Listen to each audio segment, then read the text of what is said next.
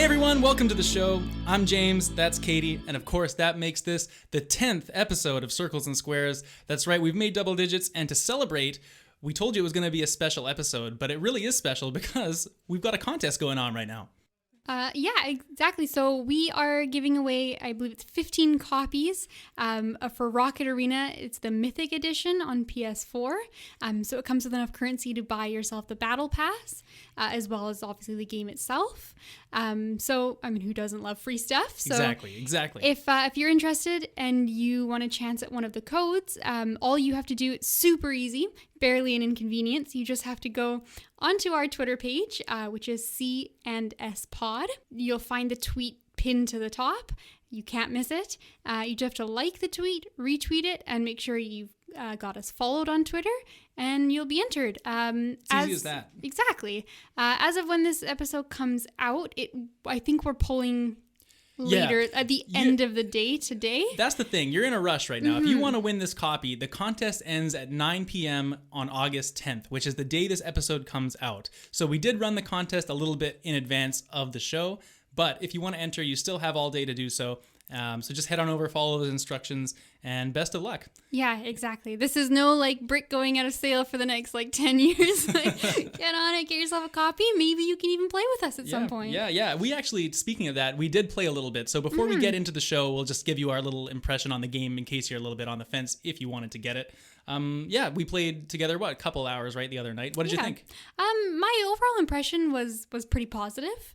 I think the game, it's fun. I don't think there's really much more to it than just simple. It's pretty fun. I guess, if you're not familiar with it, it's a 3v3 Think kind of like an shooter. Overwatch style, kind of looks like an Overwatch meets Fortnite kind of aesthetic to it. That's fair. It doesn't really play like either of those, really. It's kind of got a Smash Bros vibe going on as far as building up damage on...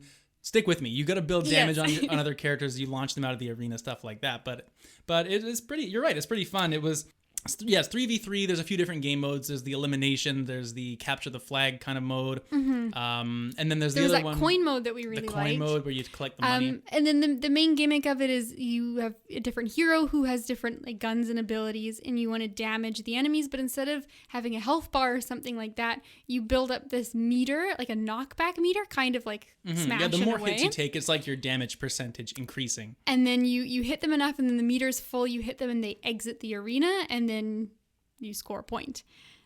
So it's kind of like a weird amalgamation of a bunch of different games, but it also feels like it's very much its own unique thing. Yeah, it does. I mean, like you said, it's definitely not if you're, into Overwatch or into one of the other big kind of hero shooters out there. You're probably not going to find this game is blowing the doors off, doing, incredibly different things that are very, very unique. But if you're really into those type of games and you're looking for a new experience kind of within that genre, especially if you're looking for something, competitive or you can team up with some friends and go online and try to go up the ranks of the ladder and whatnot, I think it's a good time, especially if you win it for free from us. Yeah, exactly. I think for me, it's something that I would play with friends from time to time as just a fun, got a couple hours to kill sort of game. Because it is a good time and it's funny and social and it feels nice to play. But I don't think it's something I would really sink tons of time into or play on my own. No. But I mean, that's the nature of the game, right? But anyway, that's for the contest. So please go over there and enter if you want to win a copy. Or if not, just give us a follow anyway, right? That's what we like. That being said, I actually will say that it would really mean a lot if you've stuck with us over the first 10 episodes. If you want to go over, leave us a review wherever you're listening, give us a rating, especially on iTunes. That would really help. We really appreciate everyone listening, and I think just any little thing you can do to show your support, even if you just tell a friend about the show, that would be great, and it really helps us grow and expand and get a new audience and everything else that we want to do for the show. So with that being said, we will get into the proceedings for the 10th episode. We are, of course, starting the show, as always, with the games we've been playing recently over the past couple of weeks. Then we're changing it up a bit because it is the 10th episode. We promised something special, so we're actually scrapping the news segment this week. There wasn't a whole lot of big PlayStation news anyway. There was a couple little things to do with like controller compatibility and whatnot, but you know what? Get that news somewhere else. Today, instead, we are doing our first ever listener mail segment for the second part of the show. Thank you all for everyone who wrote in with some questions, and we would love it if people continued to write in with anything you wanted to ask us for us to read out on the show. Even if it's not a question, it could be a comment or whatever you want to say to us. Exactly. We know that you guys are just as passionate about games as we are, so if you've had a great gaming moment or experience or something you just think would be fun to read on air, just let us know. Yeah, totally. And then for the final segment, a couple of weeks ago, actually, we're kind of ripping this off from another podcast you guys might know, very popular, kind of funny PlayStation podcast called PS I Love You. They did a bracket a couple of weeks ago to determine what is the best exclusive PlayStation 4 video game. And so we've actually stolen that bracket, and we're going to go through it ourselves. But it's not just going to be what's the best PlayStation 4 exclusive. It's also going to be what we think is the most important. So we're going to fuse those two kind of criteria together and hopefully have some good discussions about these exclusives and determine what we think is the number one game on the PlayStation 4. But anyway, let's start off the show, what we've been playing. And I'm going to start today, Kate. Usually I toss it over to you first, but I have been playing last night, just came out, Fall Guys, which is I think it was, it got a lot of hype built up for it just before release there. I think the number one viewed game on Twitch, and it's just bright and colorful. And I think a lot of games that come out these days are always like the gritty ones. I mean, there's Fortnite and all that stuff too, but a lot of stuff that comes out is like, the hyper realistic, gritty type stuff. So it's really nice to see such a bright, colorful, like fun game become so popular. And thanks to being free on PS Plus, it really has like a huge following right now. And I had a great time playing last night. Yes, you're even playing later tonight, aren't you? I'm playing again tonight. That's so true. So I got to start. I just want to say I have not laughed so much playing a video game in a long time, especially since it wasn't like couch co-op. Like a lot of times when you're having a really fun time, you're laughing a lot. Right, it's because you're there with your buddies and yeah. So this was online. I partied up with a couple friends, and we played for about 2-3 hours, maybe a bit longer than that, and we just had a blast. So for anyone that doesn't know what Fall Guys is, it's basically a collection of like Mario Party style mini games, or kind of like the stuff you'd see on like Wipeout, that game show where you do the obstacle courses and there's the challenges. So it's a battle royale. There's 60 players that start at the beginning.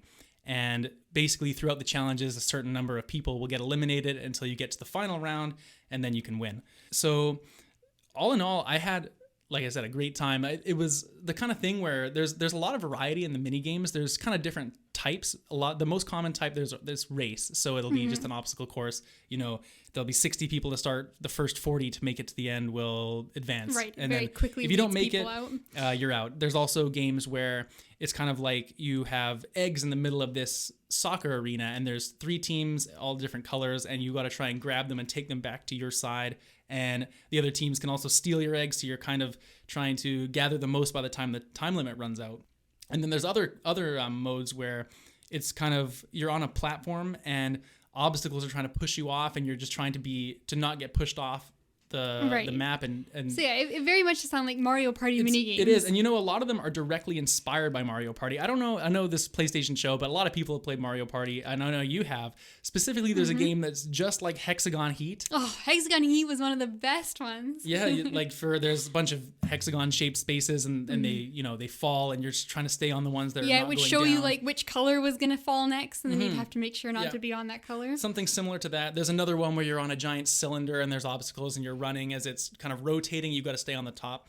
Basically just games like that. None of them are overly complex or challenging, but what makes it so hectic is that you're really stressed. You're trying not to get eliminated, and it shows a counter in the top of like, okay, so far, this whatever race you're on has 30 people can complete it, and everyone else is eliminated, and you can see the counter kind of tick up, like, okay, 15 have completed. Oh 20 no, so it really puts the pressure on you, like there's only 2 spots left. Exactly. and you're trying to make it, but at the same time you got to be really careful, because you can bump into the other players, you can kind of grab them and toss them out of the way, you can get in each other's way, or if you fall from a certain height, you don't land properly and your character kind of falls down and flails around with some kind of weird physics. Right. So, and of course there's like goofy and silly animations the whole time, and it's really over the top. And the characters kind of are like Baymax, kind of from Big Hero 6. That's kind of I watched that recently.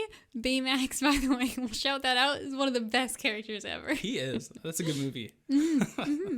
I watched that at work one time, actually. I got paid to watch. It's a nice thing to get paid to do. Yeah. It wasn't bad. It was a slow day. But yeah, so it just the whole presentation of the game just leads for some really silly moments. Like the challenges are just ridiculous. The characters look hilarious, and it's just so hectic that you can't help but laugh. And especially when you keep getting trapped at a door and like you can't get through because there's like this flood of people, and it's just like a really funny experience. That's really, really fun. That being said, it was the first day of release, and I know there was a lot of kind of server issues going on because I think it just got way more players than maybe they could handle. Yeah, I think they had a much bigger influx of people playing than they maybe intended. I did see those articles, yeah. Yeah, and I'm not criticizing the game for that because that happens to a ton of games off the start. Yeah. But we did have a couple issues. Like one time, actually one of my friends was in the final, and before the game loaded, it actually booted him out, so he didn't have a chance to compete. Just stuff like that. It's a little bit irritating. A shame.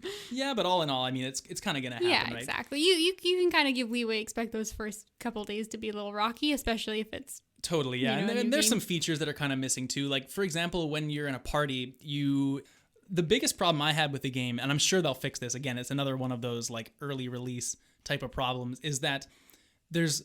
if you get eliminated in the first round, there's like, say, 50 players still left. The spectator camera doesn't automatically put you to spectate the person who you're partied with. So it just puts you on like a random player. So you're literally tabbing through like sometimes 40, 50 players to find the person you want to watch. And that's like really frustrating, like right. It'd be nice to just instantly be spectating someone in your party. Right, which seems like the obvious thing that would happen. I can't imagine that they won't patch that in quite quickly. Yeah, stuff like that. And then also you can't invert the camera controls. My one friend likes to play with the camera inverted, but he couldn't change that. So he was having to play with basically this like foreign camera configuration that was really hindering him on some of the platforming. But again, that's the kind of thing I'm sure will get fixed as the game goes forward. I would strongly recommend everyone try playing this. It's a blast. It's so rapid fire too. It's like you get knocked out, you can instantly just join another round. You're not having to wait in menus. You're not having to, find a game, go into a lobby, wait for people. Like it's, at least right now, it's got such a high player base. It's just so instant. It's so instantaneous. You can easily drop in, get a round done. It's super quick. Like none of the games last for more than maybe 2 minutes. So you get a lot of variety.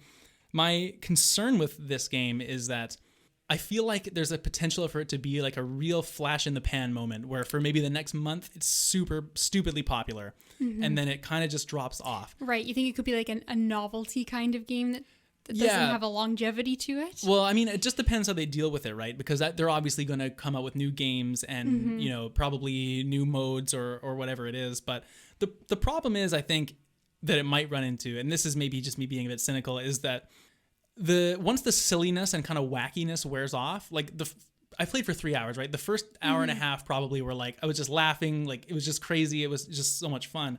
And then once you played like certain games a few times, it becomes like, oh, the silliness kind of wears off, and then you kind of get into like, okay, I'm really going to try and do well this time.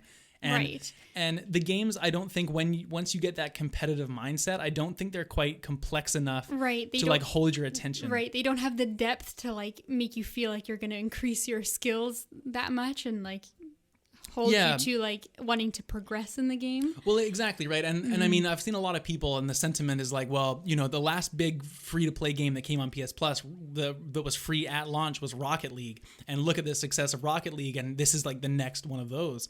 And in some respects, that's true. But in other respects, like Rocket League is very deep.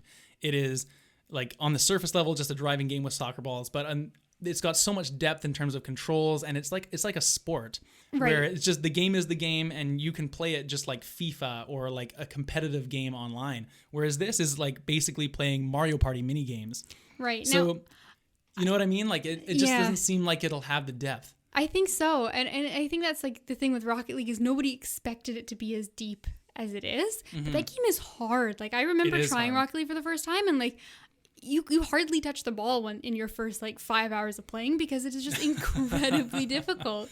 Yeah. But then at the same time, maybe you're just a novice at this game. Maybe you don't have the WarioWare skills like some of us do. Yeah, geez, maybe not. To go pro in Fall Guys. Well, here's the thing. Once you play Fall Guys, then we're all going to find out if you have the chops to win every time. We'll see. The last thing I'll say is this: it's really hard to win. I was in the finals a couple times, and it's really tough to actually get to the end just because of all the silly stuff that can happen. And Right. there's a trophy that I don't usually, I'm not much of a trophy guy. Like I don't go for the, a lot of the completionist type stuff in games. And I was just casually looking through the trophy list, and there's one trophy for winning 5 rounds in a row, like 5 first place out of the whole set of games. And I'm like, man, oh man, that's going to be impossible just because of all the RNG kind of random stuff that can happen to you. And if the game kicks you out in the final round. Yeah. But anyway, let's hope it holds up because I really had a blast. I think it's a great party game. I think if they ever include split screen, which I think they've said is coming down the pipeline in the future, that would be like the number one game I would put in if I had a group of people coming over. Just it's good for a lot of skill sets. Like the games are complex, but the controls are simple. Anyone could play, even if you're not being super competitive. Like it's just great. And if it gets that kind of mode, especially, I think that's where this game will thrive, is like a couch co-op type thing. But yeah, check it out for sure.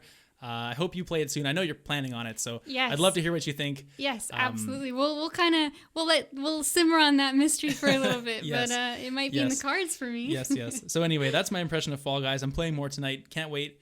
At least for right now, I'm not tired of it yet. But what have you been playing? Okay, well, I've kind of got it. It's kind of an interesting show because normally we're both very like single player game, story focused sort of players.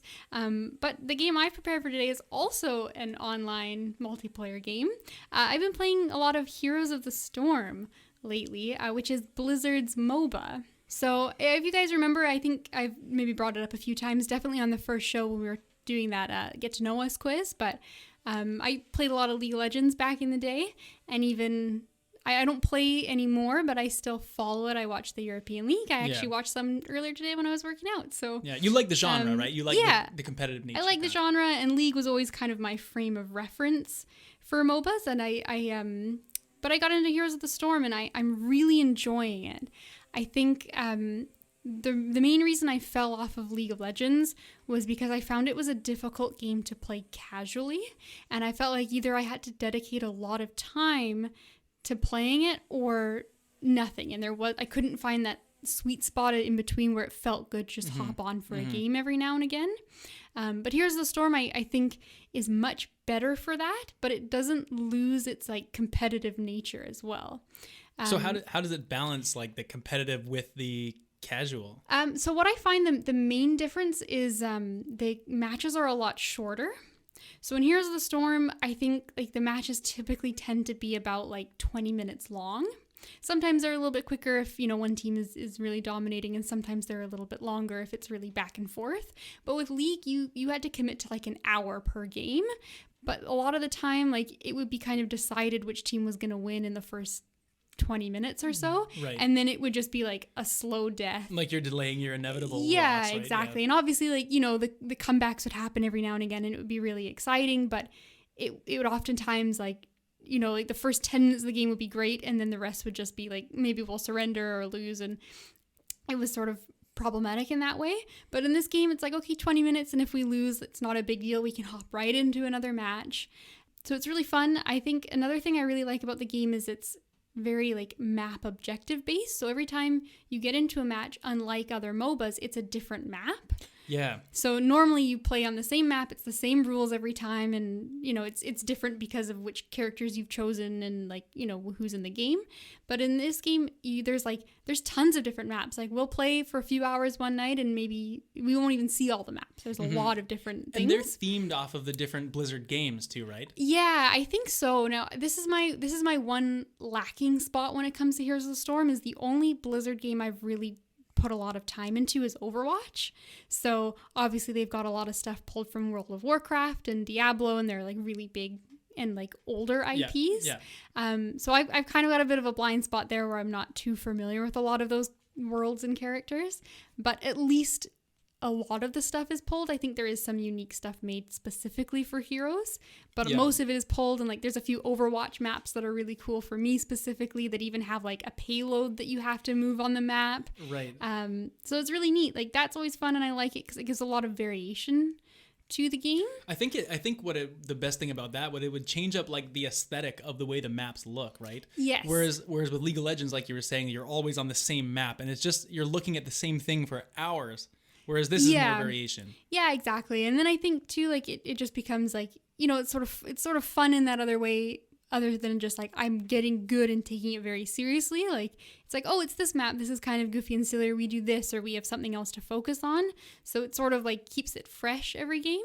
The downside is that obviously some maps are better than other maps, and there's a few that, you know, come up and you're like, we got to play this stupid pirate map again, and we're not overly keen on it.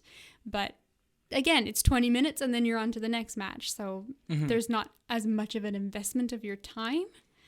It's really cool. The other thing I really like about the game is, and obviously I'm comparing it to League as I go, but in League of Legends, they had items. So like you got gold as you played, and you'd have to buy different items, and there would be like, you'd have a page up so that you could look at like what items were best for each character, and like it made really optimizing, right? Really optimizing, and it was just sort of like, they give you like stat boost. They didn't really change anything about how your character played. It's just like, this is the best item for this character, so you have to buy it. And then if you don't, you suck, and you're going to get in trouble with the other players. Yeah, exactly. And then your teammates are calling you out like, why didn't you buy this item? You suck. And it would just devolve. But in this game, they have a different system, which I much prefer, and it's called the talent system. So every time you level up, there's no currency in the game, but when you level up, you pick one of 3 talents, and it's like just a little like buff that your character gets. So normally it'll be based off of your skills. So like, oh, your one skill that you can fire, this skill shot now has extra range on it or something, or now it heals you, or like your basic attacks, they attack quicker or something. But you get to choose with every one, and like going down different paths really feels like it kind of changes how the character plays a lot more. Almost like skill tree branches, right? Yeah, it's kind of like skill tree branches. So it's really interesting. And then you also get to choose your ultimate ability. So each character has their set of skills like a regular MOBA, your 3 skills and the passive. And then you always have an ultimate ability, which is like a big, you know, important thing to use that really swings a fight in your favor. But you have 2, and you get to choose which one you want.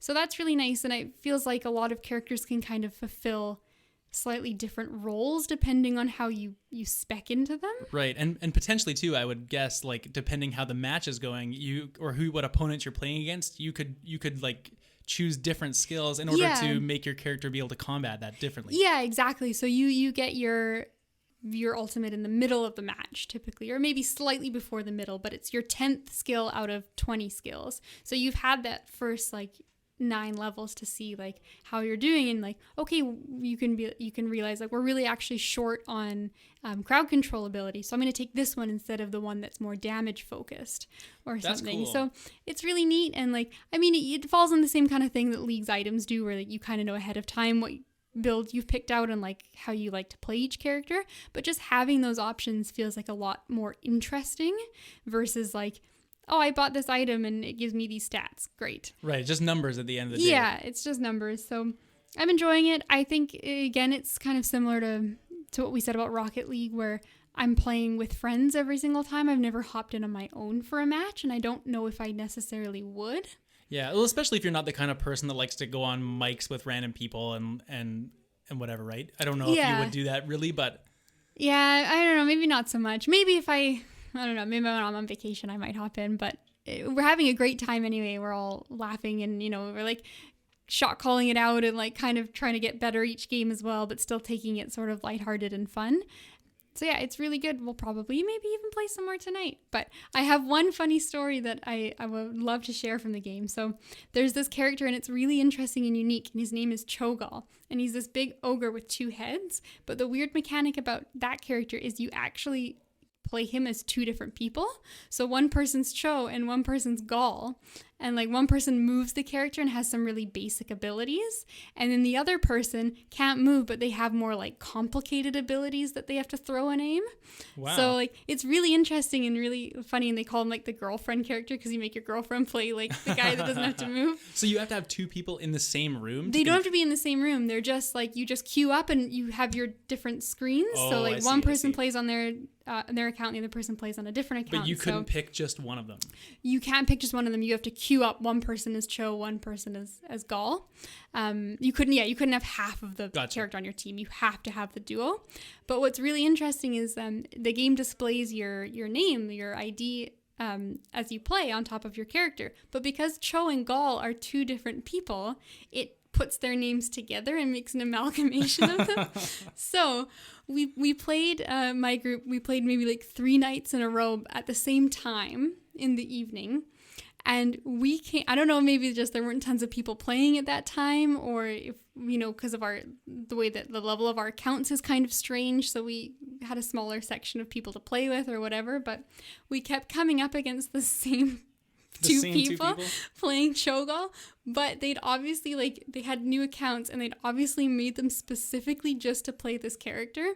So one of their names were Grape and Assault were the 2 characters. But what it does is it takes the first 3 letters of one of their names. I can't remember which is which, but it takes the first 3 letters of Assault and then the last 4 letters of Grape. And it puts them together. Oh my God. I'll give you a second at home to figure out how that works.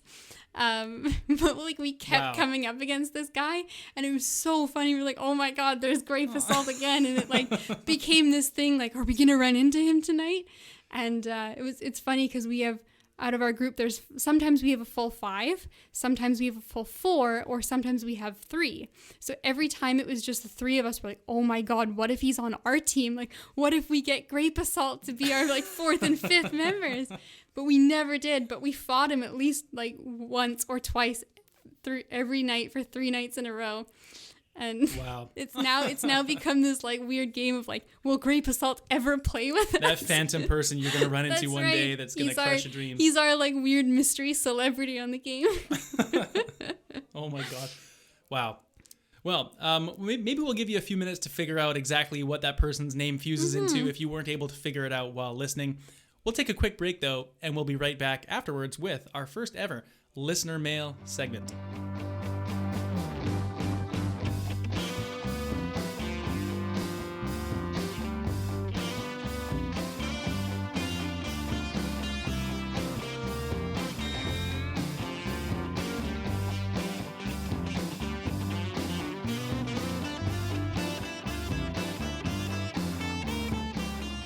All right, everyone, we are back for the second segment of the show. And just before we get into the reader mail segment, because this is usually where the news goes, we have to discuss quickly the PS Plus games of the month for August, because we have to select what games we're playing for the month. So this week for August 2020, I say week, I mean month, we have Fall Guys and Call of Duty Modern Warfare 2 campaign remastered. So yeah, that's a mouthful. That is a mouthful, and I'm glad I said that correctly, I think.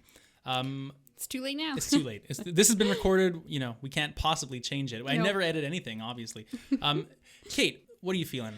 I have a very clear pick, and I think it's fair because you already loopholed this game by playing it prematurely. So I would like Fall Guys Ultimate Knockout. I was really thinking about putting up a fight on this because I don't really want to play another Call of Duty game after I took that last one. But I was thinking about it and I thought, well, if you play Fall Guys also, we can maybe talk about it a bit more. And also because I did play that last Call of Duty game, maybe I could do a bit of a comparison if I play this one also. So right. I'll be good. I'll take the Call of Duty campaign remaster for next time. So wow, we're another month in the clear for not having to scrap over it. So yeah, well, one day it'll happen. One day it'll happen. But Kate, go ahead. I was gonna say, I feel like if you hadn't already played Fall Guys, this would have been the one. This would have been the one for sure. Yeah. I just had plans to play with some friends. I wasn't gonna say no because of the pod. You know what I mean. So, are you ready to get into the reader mail?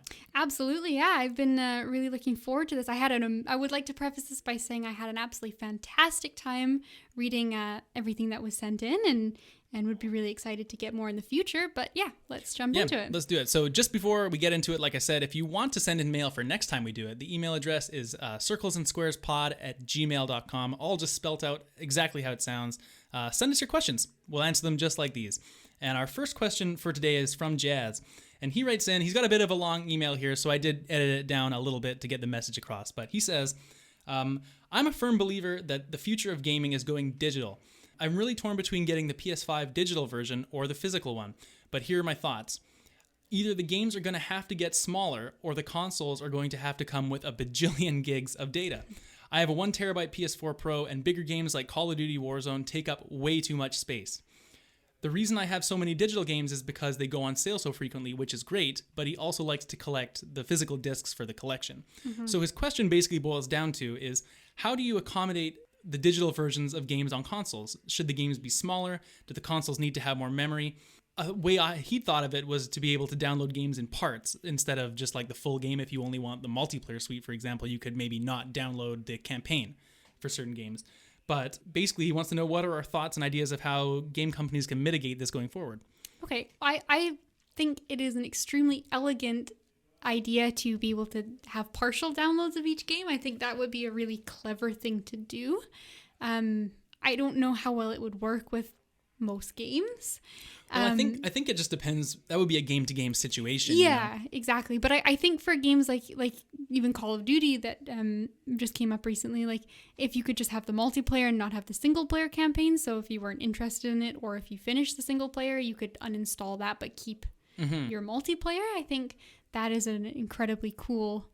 Yeah. Like, would be a really neat feature to have. But I mean, that's available. specific, right? That's only for different modes. Like, what about just giant games in general? Like, what if there's a big, 100 gig download game that's coming out that I mean, game sizes are only getting bigger, just like he says in the email. Yeah, like, especially exactly. with the better textures and the ray tracing that's coming in next gen. Like, they're going to be even bigger files. Yeah, exactly. Like, the idea of making them smaller is, like, it's romantic and would be a lovely thing to do, but it's just not possible, right? Like, game devs are already... It's all priority of theirs to make them compact and optimized as much as possible already, and I don't see them getting smaller. The only real thing to do is, just to have storage space, whether that's on the console itself, and then also just convenient, easy ways to have external and like additional storage, which I know is one of the main complaints that people have against the new Xbox coming out, is because it doesn't allow for third-party. Right, you have to buy their storage? proprietary storage. I think the PS5 is confirmed to use most external storage devices, right? Yeah. That is a way to mitigate it for sure. So, I mean, that's a way. It's not necessarily the best feeling way, especially as a consumer. Like, I mean, like, realistically, I don't think it costs that much to get an extra storage thing. And, like, a lot of people just kind of have them kicking around anyway. But, like, it still doesn't feel good as a solution to, like, oh, I'd like to play this game, but I don't have space, so I have to go to, like, anytime you're kind of feel like you're forced to buy an additional peripheral, doesn't feel good. I think this problem really runs in for people who are like gamers like us that play a lot of different games and buy a lot of different stuff and have different games installed all the time. Like, a lot of consumers will only buy a PlayStation because they want to play this Madden and they want to play maybe Assassin's Creed or Call of Duty. Like, they have such few games to play on it, and they just use it as a Netflix machine. So for them, they never need to worry about like the hard drive constraints, right? Whereas here I am over here, like, okay, I'm going to archive this game and re-download it later, upload my save file to PS Plus so I can delete the game itself to make room for something else. Like, it's a bit of a juggling act you go through. Yeah, exactly. What I would like to see, and again, I think this is maybe kind of a sort of a blind spot for both of us, is I don't think either of us have like an extreme like technical background when it comes to like how these things could actually like physically be implemented with hardware side and whatnot. So, maybe there's something we're overlooking, but I think what will be nice for me that I've noticed recently too is it takes forever to download a game. Like, I don't like having to uninstall a game because I know if I want to reinstall it to play it later, it's like 3 hours sitting and waiting for it to download. So I don't know if that's something that they could address to maybe make that feel so punishing. A lot of it's your internet speed too, though. Like my main answer to this was actually, what's behind door number C, and I think that's going to be streaming. Like, the movie, like Microsoft xCloud, like I know Stadia has been a huge disappointment so far, but like PS Now as a service, like you can stream games. xCloud for Microsoft apparently, by all accounts, is like the next best thing that's going to be starting up, coming soon in September. And I think like as we move into a world where there's better internet, better access to like for internet across like everyone who, instead of just the people who live in like those main hubs, I think like probably not this generation obviously, but I think in the future, I think a lot of the streaming will mitigate having to actually install a lot of files. So hopefully like that would be a way to get work around it. But for the short term, I mean, games are only getting bigger, like we said. And I'm sorry, Jazz, I think you're just going to have to put up with balancing your hard drive a little bit. I think that's just our future for the next little bit. All right, well, let's move on to our second question, Kate. And I got to tell you, Jazz has some really good questions he wrote in with. He did. Because the second question is also from Jazz. And he wants to know how companies should react in terms of like customer satisfaction.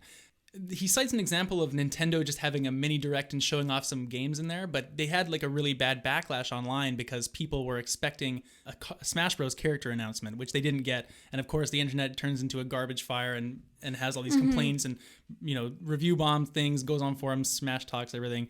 And he wants to know, what do we think companies should do to not get this sort of reaction, or does it even hurt the company at all?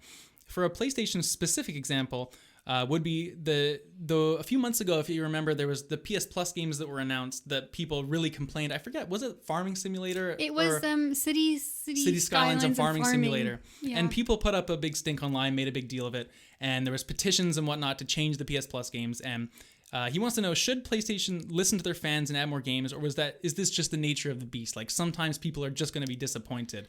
And should companies take more strides to ensure customer satisfaction if a fan base shows its unhappiness, or should the company just stick to their strategy and the fans just have to, not go along with it, but they're not always going to be able to like moan about things until they get what they want. Right. I mean, like the other one, it's a very interesting topic, and it's obviously very situational and case by case as well. I think there's kind of like problems on either side. I think a lot of the time fans can be very entitled, especially with his example for Smash Bros. That he mentioned. Like, okay, there was nothing ahead of time that said that there was going to be a Smash character there. So like having that expectation and then being upset about it is sort of like maybe not a fair response. Yeah, I'm so glad you said the word expectation, because that's what I've written down here. Like, I think sometimes people build the expectations for these type of announcements up in their head so much that they almost convince themselves like this is going to happen.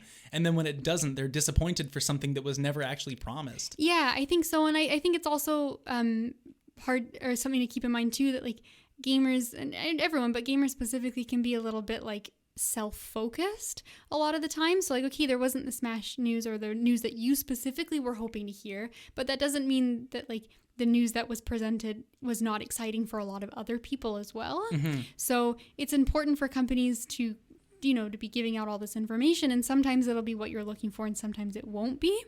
So I think people need to maybe, it's so easy to go on the internet and complain about things, and I think that it's important that players and consumers give their feedback, but to do it in a constructive way and not just blasphemizing online after you didn't get what you wanted. Yeah, I think there's another side to the coin though, which is like, I think sometimes if a game comes out like really broken and buggy and not good, that it can actually be somewhat beneficial in a way. Like I remember Fallout 76 came out last year and it was just a complete mess. And I think like to some extent the people complaining about that were actually entitled to have that opinion, because the game wasn't really to the standard of what they'd paid their money for, So in some ways, like when it's not just nitpicking stuff, when it's actually like, hey, we want these glitches to be fixed. Like we paid $80 for this game, like fix the glitches, make it work, add these accessibility colorblind mode, for example, like add things to make the game just function like what you'd advertised previously. Like I think there's some merit to those kind of complaints. Yeah, exactly. And I think it is like an important thing to stick up for how you feel about a game, and especially if it's something you've bought and were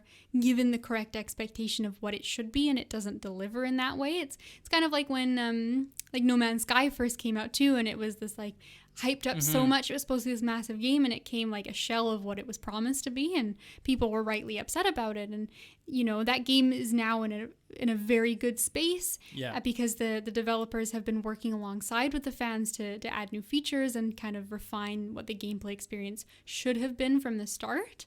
So I think there's that harmony that they can work together, and I think as well too, not just on the players, but there's an onus on the companies and the developers, and something I'd really like to see going forward in not just in games, but in any kind of like with authors and artists and movies, and just having a transparency that tells the fans what's actually going on and being honest about what their expectations should be. Right, because sometimes, I mean, No Man's Sky, maybe they overpromised, or maybe they at a certain point they must have realized like, hey, we don't have enough development time to actually deliver all this, so we you got to communicate that kind of thing. I don't remember, maybe they did communicate it, like I wasn't really keeping up with that, the specific game at that time, but I think definitely the openness. Like another one I remember too, Mass Effect 3, people had like horrible things to say about how the trilogy ended. Yes. And I think they actually did. I know they did. They patched in a separate ending as DLC later on because there's just been so many people complaining. And on one hand, it's like, well, maybe they ran out of development time too. They were like told to get this out. They wanted to tell a more expansive story. But at the end of the day, I think what it comes down to is like whatever the creative vision for the story of something is, or like what the game is supposed to be, I think that the developers should deliver on their vision, not the vision the fans complain and want. A very story-heavy game like The Last of Us Part 2, for example, like there's some very controversial story moments in that, and a lot of people have complained online, but I think it would be horrible for Naughty Dog to go and patch in like a completely different way the game plays out just because people didn't like it. Like that's the story that they want to tell, and like if you don't like it, then like play something else. Yeah, exactly. And I'm glad you mentioned that because that's the last note I had on the subject, and I think especially for story-driven like experience that a developer has crafted, it's like those games that come out that are clearly made with a passion and a vision in mind are always going to be the games that are groundbreaking and exciting and interesting because they're not made just to, fill a paycheck or something. They're made because someone had an artistic vision and they delivered on it. And those things, I don't think you'd want to compromise that just to please everybody. Well, I think the games that try and please everybody are the ones that end up being bland a lot of the time too. Yeah. They don't take chances. They don't do something exciting. Exactly. So I don't think you just want to sit around and wait to hear what fans think they want you to make because maybe they don't even know exactly what they want in general as well. But I think at the same time, they need to make sure to listen to the criticism that's coming in, and either if they can use that to make their current game better, or they can take that and internalize it and use it to create a better game, whatever they're going to make next time. Yeah, exactly. Is important. That's a good point. But at the same time, like as a consumer, you don't want to abuse that sort of power, and like you kind of lose a little bit of your merit when you complain so much about a game, but then you bought it and you gave that money, and so you kind of vote with your wallet, but at the same time, like that open discussion between player and developer, I think is important, especially for games like ongoing games. Yeah, exactly. Destiny. Ongoing games that are constantly going to be updating and evolving as you play. I think it's important to have that dialogue, but I think there's a responsibility on both sides to treat that well. Mm-hmm. Yeah, exactly. Let's move on to our last question. This one comes from Ashley, and she wants to know, what is our favorite animal companion in a video game? This was a hard one. It's funny because the other two were really complicated questions, and it's like for me I had like some good opinions on that. This one I was like thinking. This was the hardest one, and I love the question so much, but it's bothering me because I know that there's something in the recesses of my mind that I can't think of, but is the perfect answer for this, and I've answered it, but I know I'm missing something. There's a game somewhere that had like after we shut the mics off, you're going to think of it and it's going to be that. Yep. Let me throw a couple out because I wrote a few down. I don't actually know like what my number one answer is. I got to shout out the chocobos in Final Fantasy. I don't know if they're really companions because they're kind of just like animals in the world, but you do ride them. Like I like them. I think loosely I'll count it. Yeah. Sure. I also had, Pokemon is so obvious, right? Like, yes. But are those animals? Like, they're Pokemon. They're not animals. So does that count? Like, I thought about that too, and I thought specifically for the Gen 2 remakes because they follow you around, and I think like you get an extra little attachment just having them like out in the world with you as well. That's true. So I got two serious answers here for you, and then I'll let you say yours. My first answer, which is my number one answer, but I'm not actually going to count it because it's not real, is the companion cube from Portal. Oh, that is it's a companion. So cheating. It's not an animal, so I just wanted to get that out there. I think my real answer actually is the palicos from Monster Hunter World because you can kind of customize them, you can name them, make them what you want.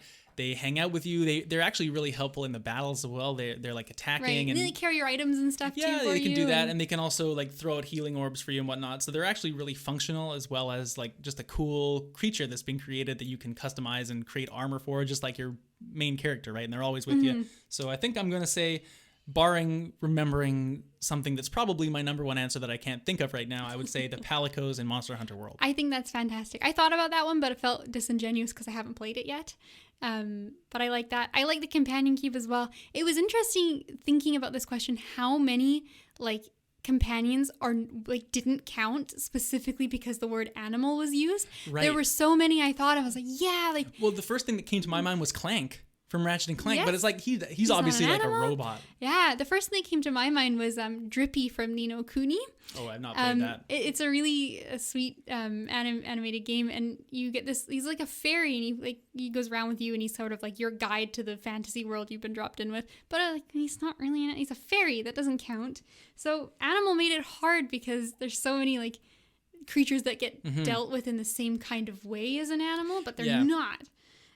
So what I went with, and I picked two answers because my first answer I can't really give properly because it's a spoiler, but I will just shout out that Divinity Original Sin 2 has amazing playability for like being a summoner. Okay. So there's tons of different skills you can get to summon different types of like creatures and monsters and animals and things as you play, and they actually like show up on the battlefield and they get their own turn and they have their own skills and you can like buff them, and it just is an amazing integration to the game. So we played with that. We had a summoner, and we kind of like named them all things and like kind of gave them like little personalities and like really like made them a little bit bigger than they actually were. But there's one that you can get later in the game that I feel like I worked all game towards getting. And it is part of one of the character's main story quests, so I don't want to spoil it. But if Maybe you it's played the Red Prince, you never know. If you played Divinity 2, you'll know who it is, and it was like that moment broke my mind, and I was so excited and happy, and like I changed the character to be a summoner for that. They were not originally, but they were at the end of the game. So I'd love to say that one, but it's spoily. So instead, what I've picked was Valiant Hearts. I don't know if you've played that game. That. That's the Ubi Arts game, right? Yeah, so it's actually a really kind of like serious. I like that game a lot. I love this game.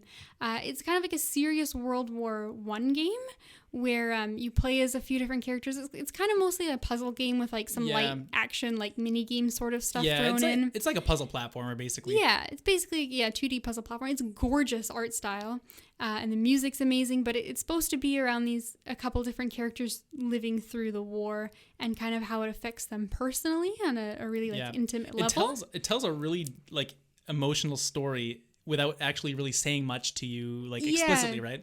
It's very, very good at doing the whole like show don't tell sort of thing, and it really like impacted me very emotionally, and I would highly recommend it. It's fun as a game, but it also it's got a lot of depth to it as well in terms of how it does storytelling.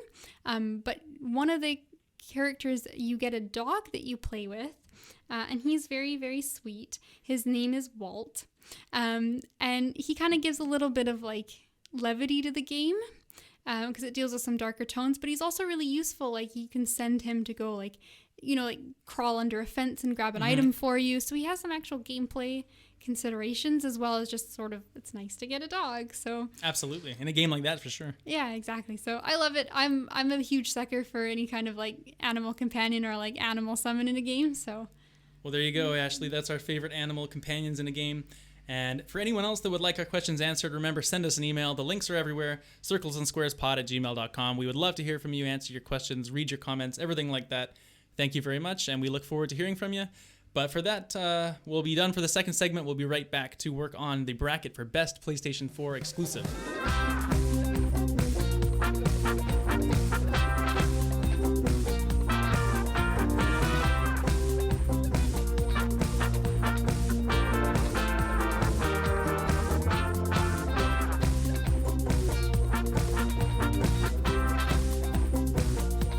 Okay, everybody, welcome back. We are here for the last segment of the show, and if that means it is time to go through the kind of funny bracket for Best PlayStation 4 Game. Of course, like I said at the start of the show, we're changing it up just a little bit from what they did. We're going to make it not only the best game, but also the game that's most important. So we're going to kind of, balance those two criteria against each other for a different perspective on which of these games. Like maybe this, for example, it could be a really good game, but maybe it's not as important to Sony or like PlayStation as a whole. So just to kind of balance those out. So the way this is laid out is there's 4 different sections of the bracket, each named triangle, square, Cross, even though everyone says X, and Circle. And they're, it's just like a standard bracket, 1 to 16, and eventually you get down to the final 4, then the winner. So there's a couple play-in rounds to start, which is like, I guess the bottom 2 games in each bracket are, like a play-in for like honorable mentions. So maybe we'll just get those out of the way first. Sure, yeah. So first up, we have Erica versus Octodad. And just before we get into it, I will say as well, I'll post a link to what this bracket looks like in the description of the show notes. So if you want to take a visual look at it to follow along, maybe that would be easier. So I'll post that for you as well. But anyway, the first matchup we have is Erica versus Octodad, Deadliest Catch. For the play-in for number 1, you recently played Erica. So did I actually. Yeah. I didn't talk about it on the show, but I don't know how you feel about it. I was kind of leaning Octodad on this one. See, I think this is one of the best examples of like the difficulty of doing these brackets. Is some of them are so hard to compare. Like Erica's like a choose your own adventure, like with like real people acting, and then Octodad's like a silly, you're an octopus pretending to be human and your wife doesn't know you're an octopus. Yeah, and, like, things are weird. Let's be honest. The winner of this play-in match has to play God of War in the number 1 spot. It's rough. So it's rough. Like the only reason I was going to go with Octodad was because I feel like there's actually a lot of the kind of narrative choose your own adventure stuff that's on PlayStation available, like Until Dawn. There's, going through the bracket, there's been a few of these. So I feel like for that reason, Octodad maybe is a bit more unique to the PlayStation brand. I think Octodad, it's fun, it's silly, it had a unique control scheme. It was kind of one of the first games in the like those like silly games that came out, like the physics silly games, like we're all the way into like 2020 with like Goat Simulator and all that cool stuff. But I feel like Octodad was one of the first kind of like games that got popular like that. So I agree. I'll give it to. We'll give Octodad. Well, he is the dadliest cat after them all. He is. Let's move on. Then the second play-in for the triangle round is Days Gone versus Knack. This one was surprising because Days Gone was like it's a relatively big game. Yeah, I mean it wasn't the most compared to the other first-party studios, maybe the best critical reception, but it's still like it's not on the same level as like Erica and Octodad. I think this has to be Days Gone, right? Yeah, I gave it to Days Gone as well and said, sorry, Knack, you kind of got a bad matchup. Fair. Okay. So the next play-in round, this is moving on to the square bracket now, just to kind of fill these in first. We have Drive Club versus Fat Princess Adventures. I've not played either of these. I'm not a big driving sim player. I know Drive Club actually got shut down a few years ago. The servers got shut down. So because of, I mean, that IP is basically dead now, I would imagine, after the game getting stopped. So as much as Fat Princess isn't really a big series, I think it has to win. Right? Interesting. I did the opposite because I think Fat Princess, seems like a fun like couch co-op kind of game. Like it didn't really do anything unique. Drive Club like had that like big online like have your racing crews and stuff, and like it attempted something kind of different to stand out. So yeah, I guess I could see that. I mean, it's really apples and oranges. The winner of this play-in gets to play Uncharted 4. Right. So, well, I mean, I'm happy to give you Drive Club in the sense that let's move these couple rounds along first, and we'll get into the bigger arguments later. We'll handshake on Drive Club. Right. Okay. Play-in number 8. The next play-in for the square round, we got Bound versus The Order 1886. And I will say that Bound is one of the games on this list I actually didn't know anything about. And doing my research to prepare for this, I'm actually really looking forward to playing that now. Whereas The Order 1886, I think it had, when the PlayStation 4 was announced, that game looked so cool. Yes. And I couldn't wait to play it, but I just think like the reception was not good. That game did not turn out well. Like I don't see that franchise really having a future with the PlayStation. Yeah. So we'll put it this way, like out of these two games, I'd heard of The Order 1886 and I hadn't heard of Bound. But that did more favors for Bound than it did for The Order. Exactly. I think we're in agreement there. We're in agreement there. So the next play-in round we got we're moving to the cross section now of the bracket. We have That's You versus Drive Club VR. Another Drive Club title, interesting. Mm-hmm. So That's You is like the phone game you play, which is like a quiz game to play. It's kind of like Jackbox, where you play with your phone. Yeah, it's one of those like on the TV, and then everyone controls with the phone, and you do like fun mini games and stuff. And now, just to point out, That's You is actually not exclusive to PlayStation in the sense that it's also on mobile. I would still give it to That's You though, because we already have Drive Club in the first bracket. The VR apparently was like not so great spin-off of Drive Club. So okay, that's totally How do me. you feel? I've actually played that too, and I think it is incredibly fun.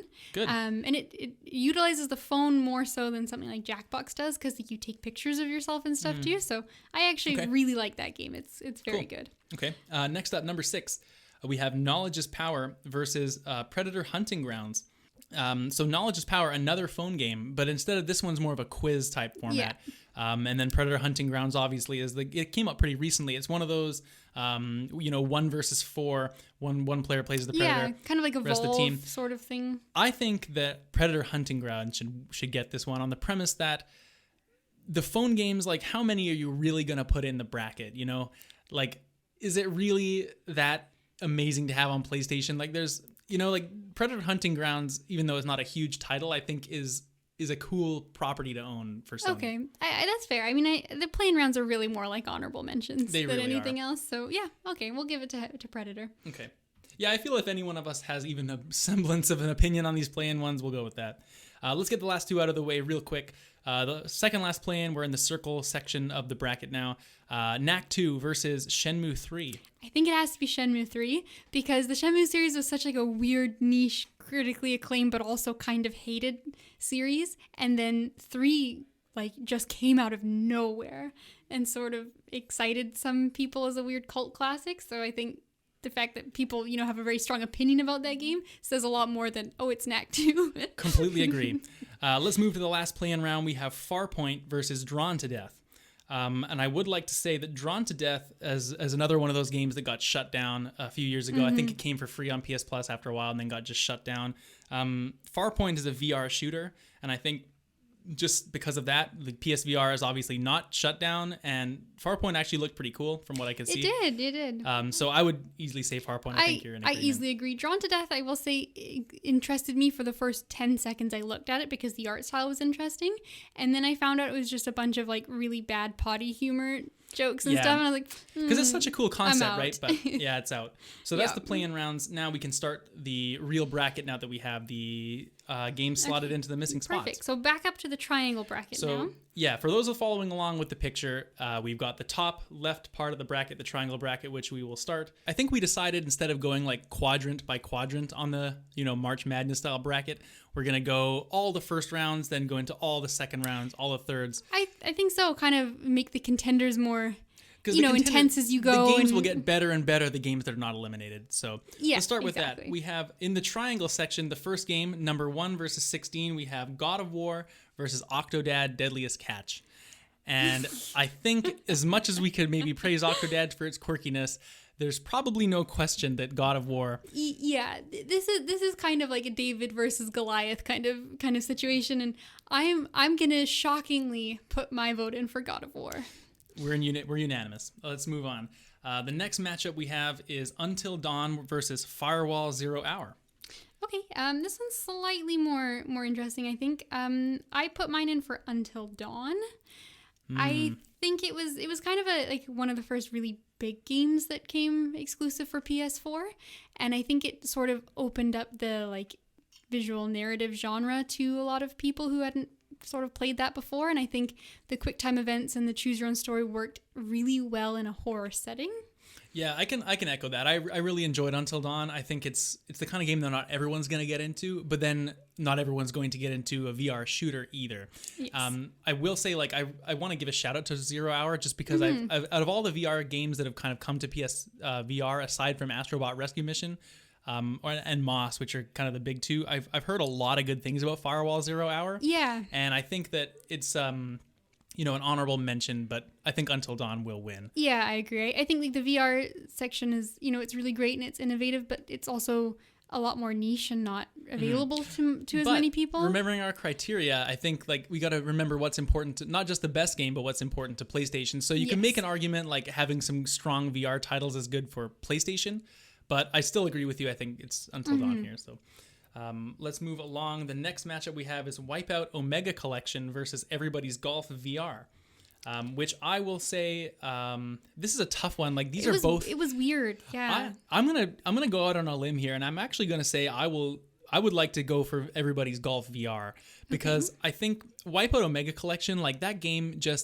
it's like a futuristic, bland kind of aesthetic. There's not a lot of like, you could look at it and it doesn't like pop. It's not very recognizable. And I think that you got to have some VR representation for PlayStation, right? And everybody's golf is like, by all accounts, like you can customize. It's kind of fun. It's casual. You can play with your friends. Like if all your friends had a VR headset, it might be kind of fun to jump in and do some like Wii golf style fun stuff like that. I just can't get behind Wipeout, I guess. Okay, that's fair. This was one of my ones where I was actually hoping that you had a strong opinion on, because I was kind of like I think stuck in this weird limbo of like, how do you compare these two? Like neither of them really stand out. Like the golf has that interesting like VR component and like an online kind of community it's trying to build, even though it's a golf game. And that's why I'd vote for it. Like, because Wipeout to me is just so standard looking. Like it just doesn't, like, to me, if like what's more valuable to PlayStation, like that Wipeout racing game just that'll never come up on lists, and like I didn't know about it before because it's just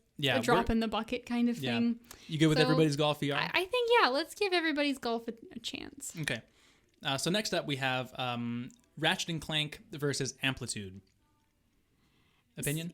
See, this is an interesting one because it's the Ratchet and Clank, but it is kind of like, it's not the whole Ratchet and Clank franchise.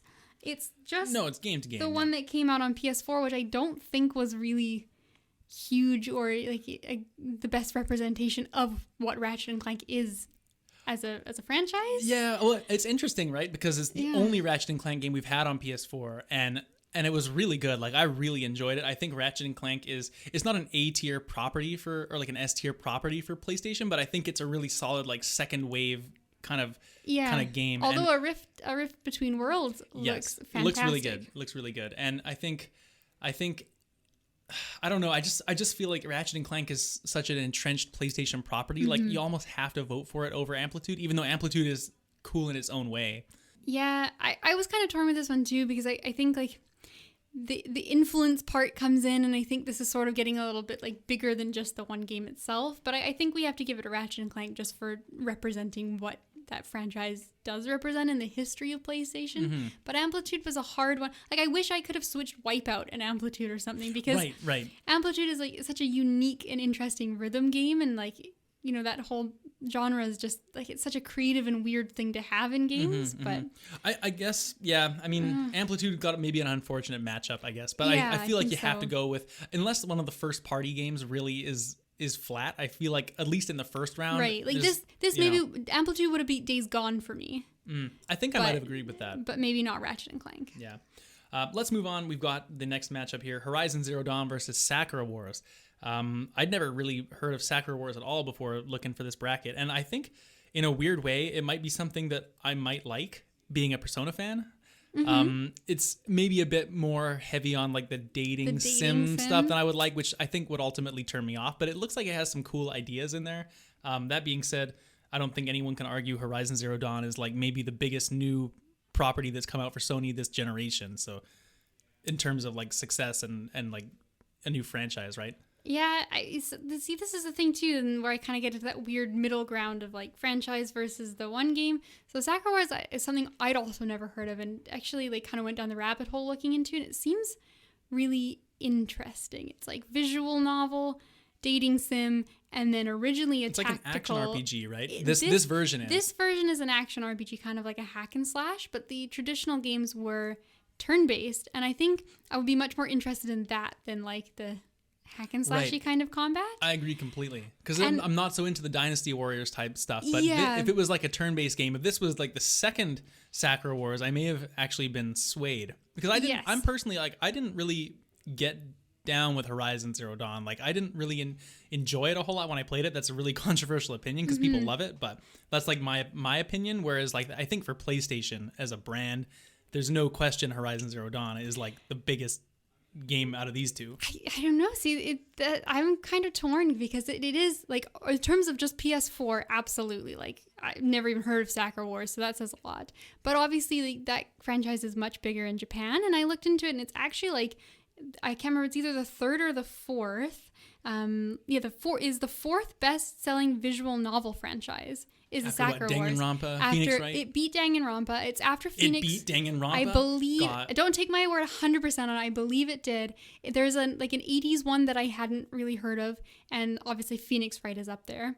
And then there's one more, and then the Sakura Wars, and it's an old game. Like, it came out, the first one is 96, and I feel like just having looked into it briefly, it like kind of pioneered the genre. So like, this is a big deal, especially like in Japan, where those, I mean, like, the visual novels are catching on here, which is really nice, but they're obviously very big in Japan.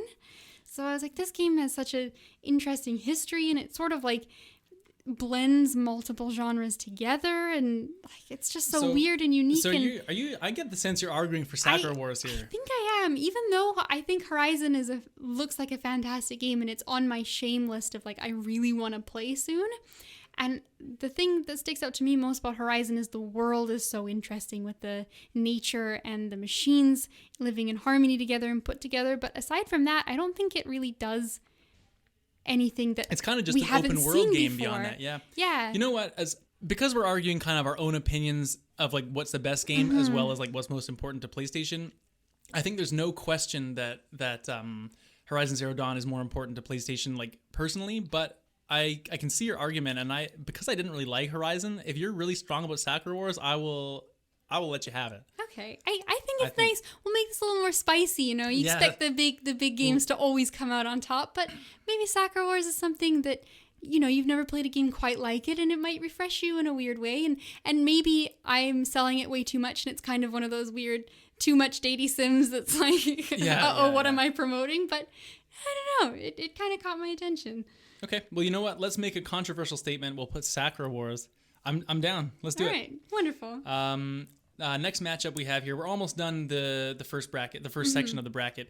We've got Ghost of Tsushima, everyone's favorite new open world game, versus Everybody's Gone to Rapture, or Everyone's Gone to Rapture. Everybody's gone. You know what? I don't ever want to go to Rapture. I played part of this game for about 15 minutes one time, 20 minutes, maybe a bit longer than that. I'm selling it a bit short. This game, I don't like to really like trash talk a lot of stuff. I had not been more bored in a long time than when I played this. And it's you're just walking around collecting audio logs. Like it's just really slow, and I couldn't really get into it. And I mean, I don't think I really have to argue against Ghost of Tsushima here. Like, I mean, you love Ghost of Tsushima. I mean, there are not many things that Ghost of Tsushima, like, it was like, just, you're unfortunate. Like, you're coming up against Ghost of Tsushima right now, and I'm a little biased because I'm currently absolutely captivated by it, but like, it's not a fair matchup. It's got to be Ghost of Tsushima. I think Rapture's going to be sent to Rapture, and we'll move along with Ghost. Let's move to the last matchup of round one in the triangle bracket. We have, or second last, my mistake, getting ahead. The Last Guardian versus The Forest. The Forest is another game I hadn't really heard of before this, which is, it looks actually really cool. I don't know if you watched any gameplay or like know much about it, but to me, I actually think I would go with The Forest here over Last Guardian. Last Guardian was one of those, I think it was in development hell for 7 years, and it was billed as the next game to come out from Japan Studio after Shadow of Colossus, I believe. Anyway, am I right on that? I can't remember. I think so.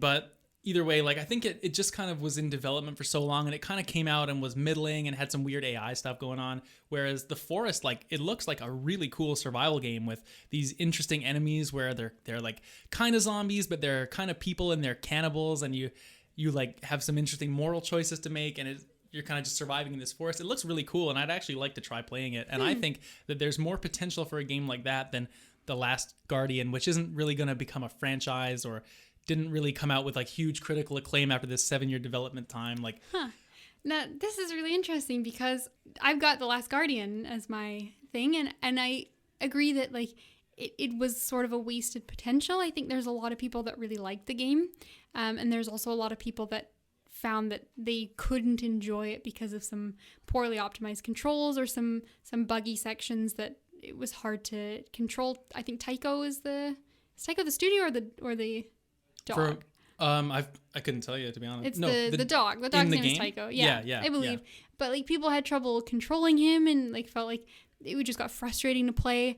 So it's a shame because it felt like the game had so much potential. It was a really like unique, like different control this big monster and like you go on this journey, and he probably is a great answer for your favorite animal companion, assuming that you didn't, if you like the game. assuming you didn't like curse him out for like not moving correctly or something. But the Forest came out, I think it's a good game on its own merit, and I know it's really reviewed well, but it came out to me when there was like kind of a saturation of like survival horror in the market. Like there's a lot of like survival horror crafting, like right, but there's not, I don't know if PlayStation has another one that's exclusive. Right, exactly. So PlayStation doesn't have another exclusive. They also don't have another exclusive animal companion adventure. No, but I think like there were just a lot of other options, maybe not exclusive to PlayStation, but just in the market in general to have that kind of experience, whereas there's nothing like The Last Guardian. And while it's a shame it wasn't as good as it should have been, maybe there's something else that comes out that does as well as it. There is an argument to be made that The Last Guardian is regardless of how good it is, it's very iconic to PlayStation, and I can totally get behind that because it was such a storied game in terms of like its saga, and I think there is some merit to that. If I had played The Forest and I enjoyed it, I think I would be more willing to fight for it. But you're right, there are a lot of survival type of games, and it doesn't look particularly, aside from like the interesting AI that they have, it doesn't look particularly like noticeable in its look. It didn't look like it took as many risks as something. And it's not as pretty as something like Firewatch or something like that. So I'm not super passionate. I could go for The Last Guardian if you're really into it. So. I feel strongly about it. It's a game I really want to check out just because it's so unique and it's its own thing. Okay. You know what? We're only in the first round. We'll play nice for now. Okay. Last Guardian's good. Sure. But this is the last time. That's true. You'll be nice. Let's finish off the triangle bracket round one. We've got Dreams versus the winner of the play-in, Days Gone. And for me, this is where Days Gone is gone. And we have to give it to Dreams here. I think Dreams is an incredible platform that's been created, and I think with PlayStation's promise of like the share button and moving forward, we've maybe heard some speculation of like Dreams going, not maybe being free, but like more integration with that kind of thing going forward. I think Dreams is the clear-cut winner here, especially like Media Molecule, like Little Big Planet, they did that for years. They've kind of moved on to even more creation freedom, and I think Dreams is just like an amazing game here. I could not agree more. I think the only way Days Gone's winning is in your dreams. We had nice. This is the quality content people listen to Circles and Squares for. All right, well, we finished off the first. We're one quarter done. I got that right this time, right? Last time I had the fraction problem. That's right. Yeah, we've learned our math in the last 2 weeks, so we're now a quarter of the way through our first round. So let's move on. Let's start the next quarter. We have in the square bracket section, we have Uncharted 4 versus Drive Club, which we put in as the play-in winner. Let's just get this out of the way. Uncharted 4 wins. See you later, Drive Club. Yep. Let's go next round, or next matchup. We have Gravity Rush 2 versus Fire Pro Wrestling World. So these were two games I had to look up. I will admit to that. And I've chosen Fire Pro Wrestling World. I've been very much influenced by this guy I found on YouTube who was doing a review This of is so professional. He was very professional. But he just, like, this game I expected it to be like one of those WWE games. Like the wrestling kind of it's silly. Really not. It's pretty cool. It's really not. Like, there's a lot to it. Like, this is the Dark Souls of wrestling. He was talking about how, like, you have to time everything so, like, precisely, and, like, the combat, and, like, the guy was saying, like, I don't know, maybe he's just kind of weird, but he said his favorite thing to do was, like, to simulate matches and, like, do the, like one of those, like, manager modes almost. Because you can like, make anyone you want in the game, and it's very customizable, and you can kind of set up your own leagues and whatever. Like, I'm on board with that completely. I don't have Gravity Rush to me is a cool, like, thing to play around with, like a sandbox for a little bit, like, but I don't think it really draws me in. And the mechanic of like changing the gravity, I don't think has enough, variability to be something that's really amazing. Yeah, exactly. It looked like maybe a kind of a cool tech thing, but didn't really translate to tons of fun gameplay mechanics. Exactly. And in terms of like Fire Pro could be a big thing moving forward on like, not a big thing, but it could have like a niche audience as far as like, like the Twitch community or whatever, watching like, some. Exactly. Some stuff, I was pleasantly surprised by what that game sort of like, it like onioned into so many different layers I wasn't expecting. Yeah, let's go with that. Moving along, we've got Uncharted: The Lost Legacy versus Dragon Quest Heroes 3. And I would personally like to go with Uncharted Lost Legacy. I think a lot of people actually say that's their favorite Uncharted game. I've not actually, that's the one I've not played, and it's in my pile of shame, and I need to get to it. But I think Dragon Quest Heroes is very much like, it's a Dynasty Warriors type of game. Like, Dragon Quest is a franchise that isn't really associated with PlayStation, and it's on Nintendo it's on and a stuff. lot of different platforms. I think it's in Smash Bros now. Yeah, it's got to be a good game for those that are looking for it, but I think there's no question for PlayStation, and what's probably the better game is Uncharted Lost Legacy, right? I want to give out a shout to this Dragon Quest game, just because this game is different than how the genre normally plays. It's like a Dynasty Warriors where so it's kind of almost like a spin-off game. It is a spin-off completely. Which I think is really cool. I always really appreciate when developers do that, when they make a game that's, like a different way to play in the same world that you really enjoy. It's fun because it, engages you in a different way, gets you to try out something you maybe wouldn't try. And like, you try out something new with a skin that you're familiar with. Exactly. Like, I always think that's super cool to experience something you love in a different way. But I agree, it's got to be Uncharted. I think, it's such an important big franchise. And it's also really cool to play not as Nathan Drake, but one of the supporting cast, which, It's cool. Really fun. It's really cool when games let you do that too. Yeah. Let's move along and have a bit of a Marvel Civil War. We have Marvel Spider-Man versus. On the same side? Well, I think they were. Yeah. Marvel Spider-Man versus Marvel's Iron Man VR, and we can shout out Iron Man VR. I think for being like a really cool exclusive experience on the PSVR. Like, who doesn't want to be Iron Man? That's my favorite superhero. Like, I want to try that. But I mean, Marvel Spider-Man, fantastic game. A lot of people would say it's their favorite PS4 game. Like, I think it's easy. Yeah, I think this one's unfortunate. There's a few VR games in this challenge or in the brackets. And I think out of all of them, the Iron Man one is the one that I think is most interesting, because it's such a smart thing to make into a VR game. Like, to have like the Jarvis up and have like the icons and like it's like you're wearing the headset. It's like wearing the mask in Iron Man, and like the way that they move with like, you move your hands to like propel yourself in different directions with the boosters. Like, yeah, it's a perfect setup. So smart. And I wish it wasn't up against. I think it's cute they put it up against Spider-Man, but I'm sad that they did, because you can't not give it to Spider-Man. As much as I want this VR game to be like the pioneer for the VR in this bracket, but. Totally. Well, let's give it to Spider-Man and move along. We have the next matchup here. We have Neo versus Fist of the North Star, Lost Paradise. And I didn't know this Fist of the North Star is another one, complete blind spot to me. Like, it's an anime series, and this game is kind of like a Yakuza style, maybe Mad Max type vibe to it. I actually, looking at some footage of it, preparing for this, I actually remember I watched someone play this in person, and this game, surprisingly, even though I will like to argue for Fist of the North Star here. I'm over surprised. Neo, and I'll tell you why. 2 reasons is that, like, there's not a lot of games that are around like a cool anime series that aren't just like a total cash-in type thing, and I think this actually looks like a really good game, and I enjoy the Yakuza games a lot. And the other reason is that Neo, like, people like that game, it's really good, but I mean, on this bracket we have Neo 2, which is a updated version of Neo, like a sequel, and we have Bloodborne coming up later. So do we really need another one of those Souls type games? And that's not even including like the rest of the Dark Souls, which is all on PlayStation as well as everything else. Like, I just don't see how Neo is necessary.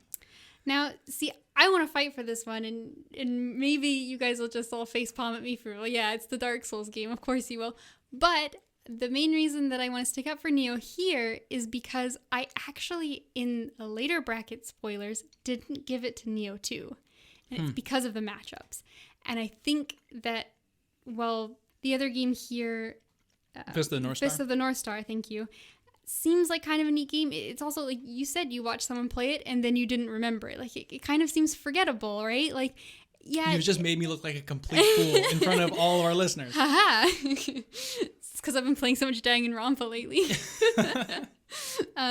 But it just, yeah, it's cool that it's based off of an anime, and yeah, I agree, it's nice to get an anime game that isn't just like a, like a ridiculous Dragon Ball beat 'em up kind of thing.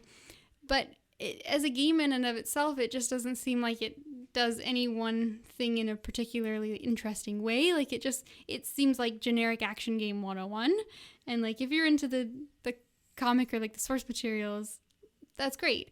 But like, it as a game, just in its own right, like, I don't think it's really like standing out in any particular way. Neo looks fantastic. It's sitting on my shelf downstairs. And it's really neat. It's not just a Dark Souls clone. Like it's got some really interesting like stamina management mechanics, and like you have abilities to like manipulate that, and you have different stances, and it's very much its own unique game within, I guess, that Souls genre are encompassing. So I'll stop you there, and I'll say something to you right here. The fact that you say you're not voting for Neo 2 makes me way more inclined to agree with you on this one, particularly because I didn't vote for Neo 2 later either. Oh good. I was going to argue that neither is actually most important to PlayStation just because of Bloodborne's humongous presence. Yes. I was more going for some variety and diversity here, but like I've not played Fist of the North Star, whereas you've obviously experienced a lot of maybe you have and you just forgot about it. Yeah, maybe so. I've been really nice so far, I think. I've been really letting you have some of these I hope wins. this doesn't come back to bite me. I'm down to let you have Neo. If I'd played Fist of the North Star, if it was something else, maybe so, but the fact that you're not going for Neo 2 later really makes me want to tone down my argument here. Okay. So let's do Neo. Okay, I'll take it. Like a naive fool, I will take it. Okay, next up we have Resogun versus Street Fighter V. And this is a very interesting matchup for me. Resogun is a game I think that's really associated with like one of the early PS4 games that kind of was one of the indies. We talk about indies propping up console launches all the time, and I think Resogun really did that for PlayStation 4. And there's no question that Street Fighter V is like a much bigger property in terms of gaming. Like Street Fighter is one of the biggest games in the world in terms of like name recognition and branding. But you could argue it both ways because Street Fighter V, like it's really cool that PlayStation has it as a console exclusive. That's awesome that they were able to secure that. But at the same time, like the game is also on PC. And it's played there probably just as much, if not more, because people can run like higher frame rates and graphics on their PC compared to their PlayStation a lot of the time. Yeah, as a counterpoint that though, when tournaments are held, they're held on PlayStation. Yeah.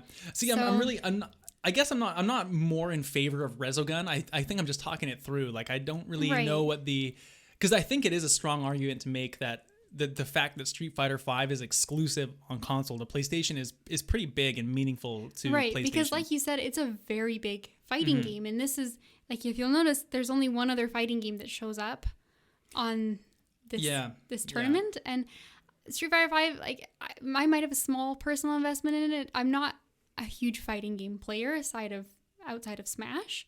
But I have played a little bit of Street Fighter, and I really enjoy watching it. And I think this fighting game in particular is like the one that I watch at EVO.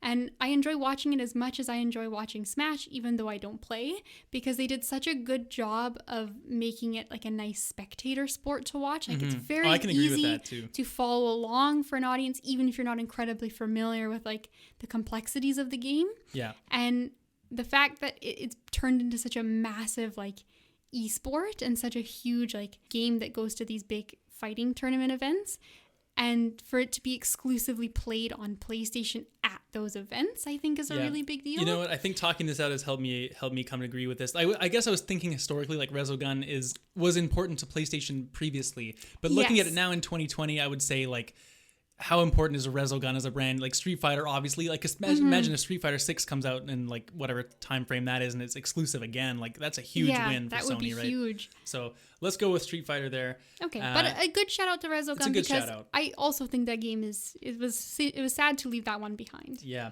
Now this is an interesting one for me again.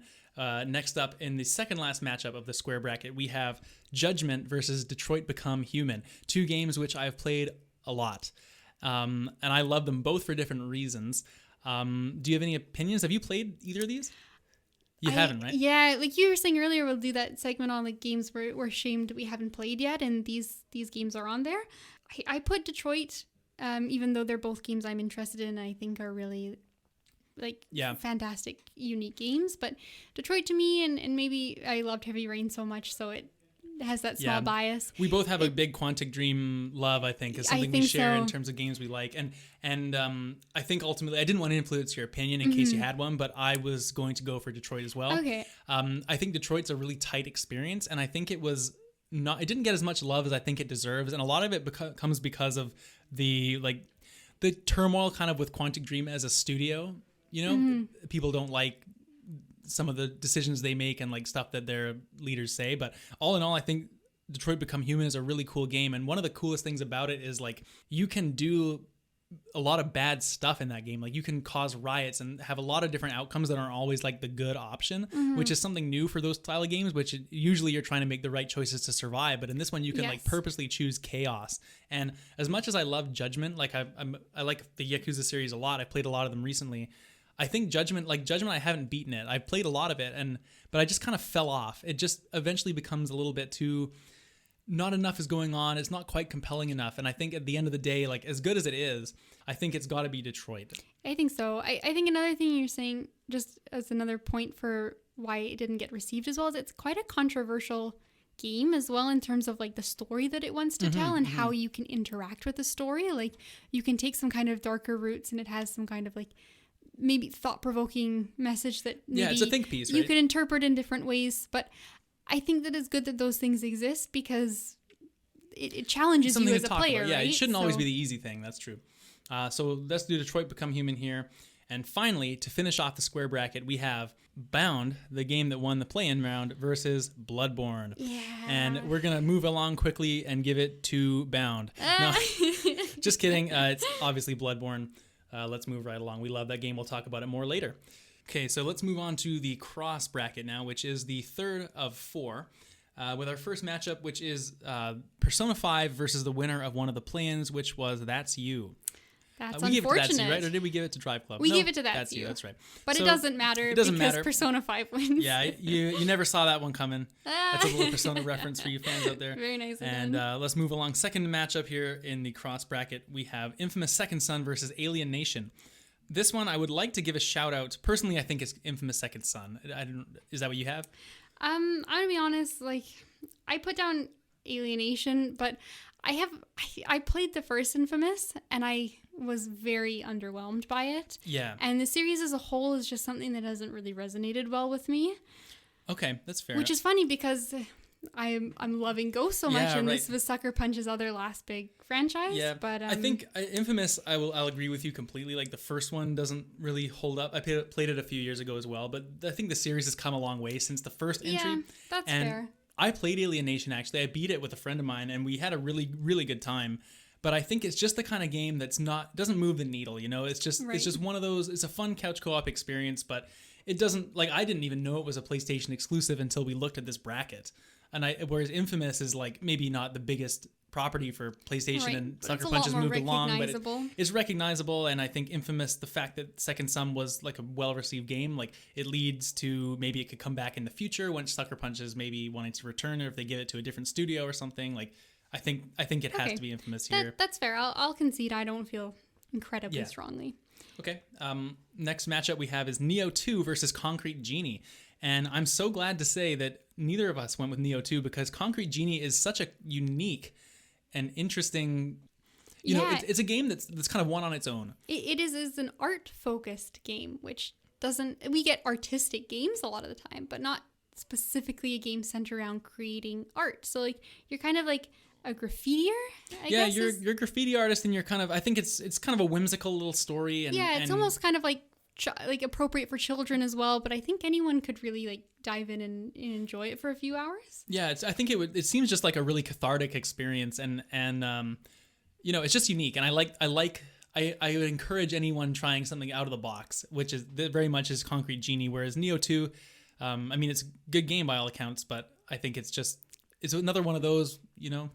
I think so. I'm glad that we have other Neo, or the first Neo on here to kind of to get some representation. You know, to represent that a little bit. But Concrete Genie is just it's one of those games we referenced earlier. We're talking about, you know, getting feedback from players. It's a game that clearly had a very strong vision from the creator, and they just set out and made something unique and different. And it looks like such a charming, it looks like when you're choosing a movie to watch and you choose like a Pixar movie, that's the equivalent of choosing this game to play for your evening. Right, yeah, absolutely. So I'm happy that you picked it too. Okay, next matchup is Final Fantasy VII Remake versus Killzone Shadowfall. This one, what do you think? Well, I went with the Final Fantasy VII Remake. Obviously, it's super big and topical right now, but I like it for what it is, but I also obviously because Final Fantasy is such a huge game, but I also like it for what it did in like recreating the game, because it didn't just update the graphics and, you know, smooth out some of the gameplay and throw it to everyone like, here's this game, enjoy it and be nostalgic over it. It changed a lot of things, and like it changed almost everything. It added in a bunch of like additional story beats that were not in the first game, and I think that's a really cool approach to bringing and revolutionizing an older game.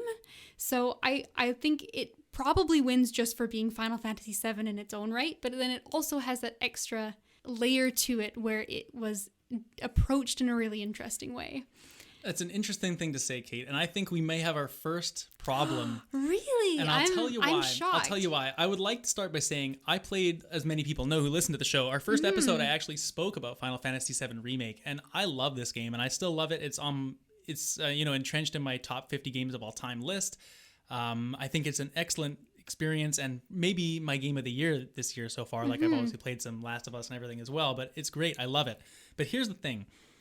The game is not going to be exclusive to PlayStation forever. It's going to come to Xbox within, I think it's got a year exclusivity on PlayStation or something. It is a timed exclusive. And it's not a true PlayStation exclusive. Whereas Killzone, I mean, let's be honest, Killzone is not the most popular shooter series in the world. Shadowfall, I think, was a PlayStation 4 launch game back in 2013, and it was well received back then. It's just kind of forgotten about because there hasn't been another installment.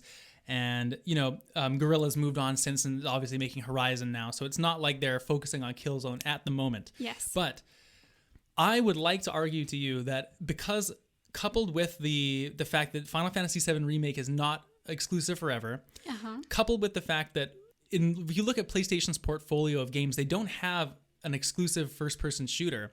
And the two they had back in the PS3 era was Killzone and Resistance.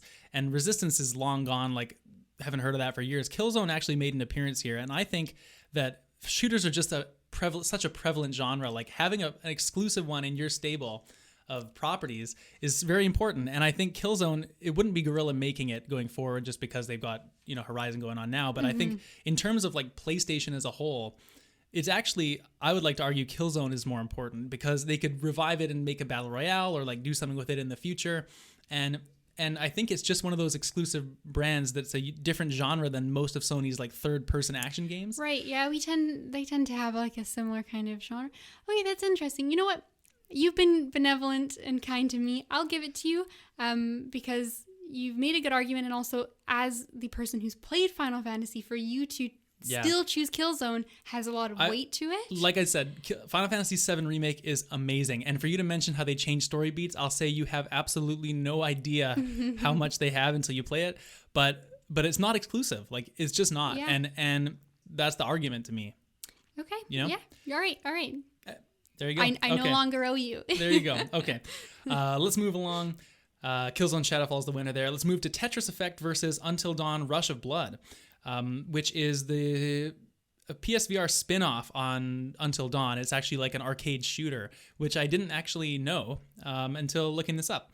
But this one to me is like one of the most bland matchups.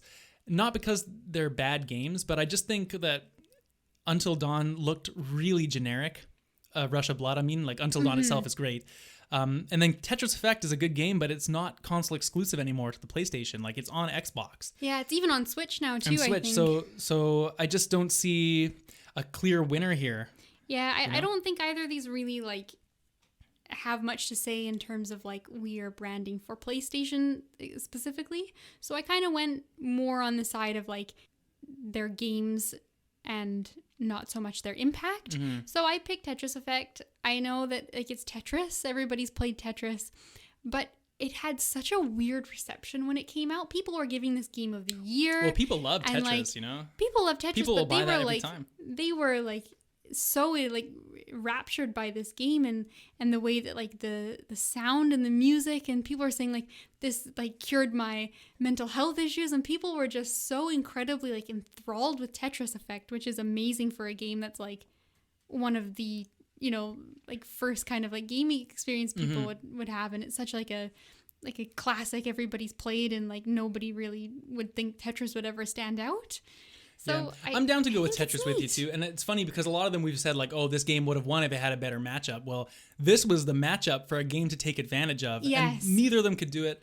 But I think Tetris Effect is just a better game in general. So let's go with that. Deal. Next up, we got Ni no Kuni 2 versus Dragon Quest Heroes, which is another Dynasty Warriors style Dragon Quest game, just the first one instead of the second one, and Ni no Kuni.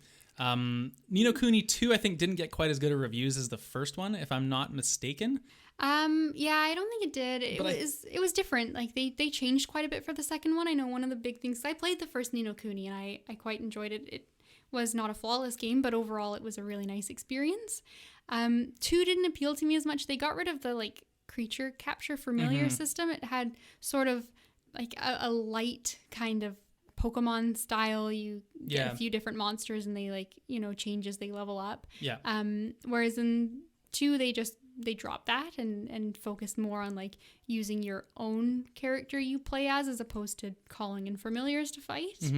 As well as I think the story, one of the things that was really nice about 1 was that it was a very like personal, intimate story, even though it was set in a big sprawling fantasy world, whereas this one's just really like big and over the top. So what do you think in terms of this? Like this is another one like... This is another one I don't feel super strongly about. I put Ni no Kuni 2 again just because I enjoyed the first game. Dragon Quest is obviously on so many...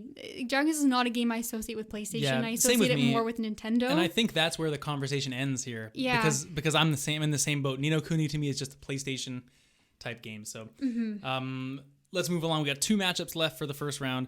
In Cross, we got Orcs Must Die Unchained versus Everybody's Golf. This is if you weren't gonna win in the Tetris Until Dawn matchup, this is your other chance. Yeah, Orcs Must Die, I must admit, looked kind of fun when I kind of looked into it a bit, but it just looks like it. I don't know, like it's cool. It's tower defense, but you also play like a third person action thing in it. Everybody's Golf to me.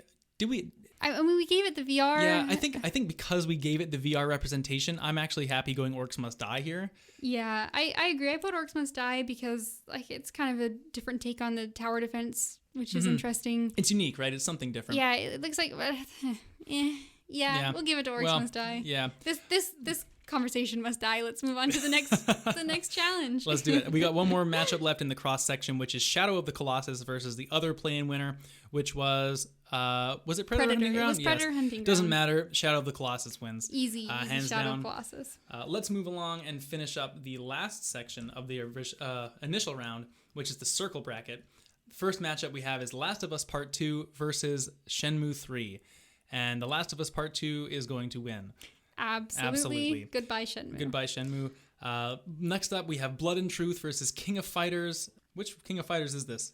14, 15? It's 14. It's 14. I would like to give this, I'm strongly opinionated on Blood and Truth for this one. I think this looks like a phenomenal VR game.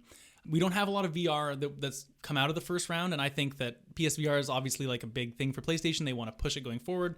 And I think Blood and Truth is an excellent VR franchise, whereas King of Fighters is just like, we already have Street Fighter 5. Like, King of Fighters is just like a second tier. Yep, I'm in total agreement. That's what I put down as well.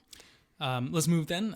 Next matchup we have is Pyre versus Gran Turismo Sport. I played Pyre back on PC when it came out, and I liked it quite a bit. Like, I think that I'm struggling to go against Gran Turismo here, though, in terms of like PlayStation's flagship racing title.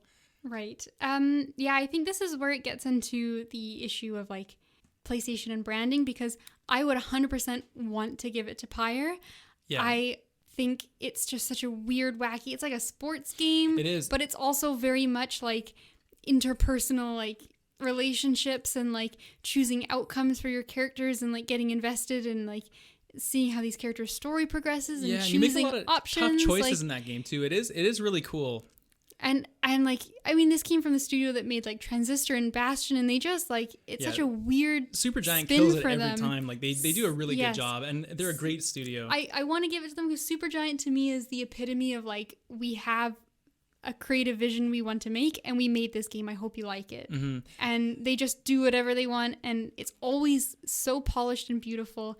But again, I played it on PC. It's not a game I associated with PlayStation. And that's exactly right. And it's another one of those that falls into the camp of, I didn't know it was a PlayStation exclusive on console. Yeah, I would have sworn it would have same. been on Xbox and everything else as well. Same. Whereas Gran Turismo, I think, has that name, like it's Gran Turismo versus Forza, you know, like Xbox, PlayStation. I think it's Gran Turismo, as much as I'm not a racing person, I think is definitely like the one here. I agree. I feel bad putting Pyre out at this stage, but it was not a game I expected to be on this list anyway. So Gran Turismo, yeah. We got MLB The Show 19 next versus Infamous First Light. And this is an interesting one because MLB The Show 19, people really like the show. It was like the PlayStation exclusive baseball franchise, which is no longer going to be exclusive after MLB 19. Like moving forward from 2020, it's actually multi-platform. So as much as MLB The Show was, you know, a well-received sports game, I would be tempted to go with Infamous here just because it's going forward, it doesn't actually mean anything to PlayStation. So how could it be the winner of that criteria? Yeah, I agree. I this one I don't like giving an opinion on because even though like your argument makes sense that it's no longer going to be exclusive, and I don't know anything really about the sports genre of games. It's something that I'm really not connected to at all. I think an argument could have been made for the show to win this. I would have voted for the show, to be honest. I'm not a baseball person, but I just know like the, you know, dialogue around the game. If it was to continue being exclusive, then I would have gone for it. But I think you have to go Infamous here. Okay, yeah, I'm comfortable with that. We've got 2 Infamous now, which is interesting. Not unexpected actually, but interesting and unexpected. But sometimes the matchups just work out in your favor like that. So yeah. Next up, we got Res Infinite, which is a musical on the rails shooter kind of thing. Versus Matterfall, a game I hadn't heard of, which is another 2D action platformer by Housemarque. These games, I mean, I don't really have much of an opinion on, to be honest with you.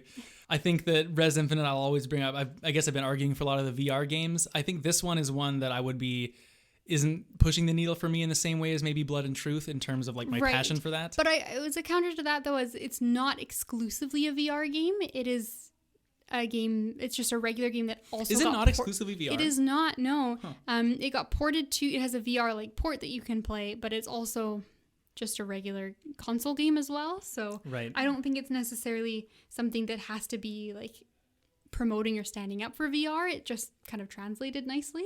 Right. And that's the game I gave it to. I think it's just a little bit more interesting. It's got its own flavor. The music component I think is unique and I feel like the music component is kind of what sets it apart. Like Matterfall to me looks like it's fun, but it looks quite generic. Yes. So let's go Res Infinite. Okay. Moving along, we got 3 matchups left in the first round. We've got Yakuza Song of Life versus the Playroom VR. Another VR game. There's a lot of VR on here. There is quite a bit, yeah, which makes sense. I guess Sony VR, they've got, you know, a lineup of VR games going on. Yeah. I'm easily voting Yakuza here. I think Judgment didn't win. Yakuza's good representation for the bracket. I think they're good they're great games. I really enjoy them. And the Playroom VR, it's not really in the conversation for, you know, on the same caliber as a lot of these games, unfortunately. Yeah, I think that's where we draw the line. I like Playroom VR. I like what it represents. I like that, you know, it looks like a fun way to integrate and like, you know, test out your VR set, but it's not really a game in the same way that Yakuza is, and I think that wins. So the next matchup we have is Death Stranding versus Riggs Mechanized Combat League, which is another VR game where you control mechs. That actually looked like a lot of fun to me, and I still don't know what my opinion ultimately is on Death Stranding. So Riggs did look a lot of fun to me. I think that this is the game that gives you motion sickness if you get motion sickness from VR though. So that's unfortunate. I think I give it to Death Stranding. It's definitely a controversial game, but it is like such a just the Kojima name gives it some kind of clout. Exactly. You know? Like it's just such its own thing. There's nothing else quite like it. And like, I think the unfortunate thing that this game had that gave it such controversial reviews is people didn't know what to expect from it. Yeah. And then they wanted something. It's the same thing we were talking about before with the listener mail, right? Exactly. They didn't know what to expect, and then it turned out to not be a game for them because it's kind of a weird niche experience. But then there's other people that just, it was their life for like 2 months or whatever. And I think like just the amount of like press and information that swirled around Death Stranding alone puts it above I would agree Rigs, with that. which how many of you guys raise Yeah, your who's hand? played Rig, Have right? you heard Yeah. of Rigs? That's true. I don't have any argument against that. So we will go with that. And to finish off the first round of the bracket, we have the acclaimed Astrobot Rescue Mission versus Farpoint, the other play-in winner. Neither of us have played Astrobot or Farpoint, but I think it's quite clear that Astrobot is the winner here for sure. I think so. Astrobot is almost like a mascot at this point. Yeah, it's coming that way, right? So let's go with that. And with that, we concluded the first round of the bracket. That was a lot of work. Anyway, let's start the second round, shall we? Back to the triangle bracket now. We have the two winners from the first two matchups. We have God of War versus Until Dawn. And I love Until Dawn, man, but God of War is it's a high SS plus mega tier game, and I think it has to win. Yeah, I agree. I think this is one of those unfortunate matchups. Until Dawn, in a perfect world, would maybe make it through a couple rounds before being eliminated, but God of War is just such a behemoth to come up against. Yeah, it's got to be God of War, right? It's got to be God of War. But we love you Until Dawn. It was a fun time with you, and best of luck next bracket. Next up, we have a matchup between Everybody's Golf VR and Ratchet & Clank. I would like to pose Ratchet & Clank as the winner here. Everybody's Golf, I think, you know what? Good party game, like the VR stuff, but Ratchet & Clank, again, it's just like that PlayStation brand recognition. And I love Ratchet & Clank. I think so too. And even with Ratchet & Clank being announced as one of the big PS5 games that's going to be coming out, I think you can't really... I think it's hard to make an argument for a VR golf game up against something like Ratchet & Clank. I think Everybody's Golf VR should be happy to have won a round, honestly. So exactly, and I'm glad to have learned about it, but no shame in that. No shame. Next up, we have Kate's favorites, Sakura Wars versus Ghost of Tsushima. Oh, this is a tough one for you, I bet.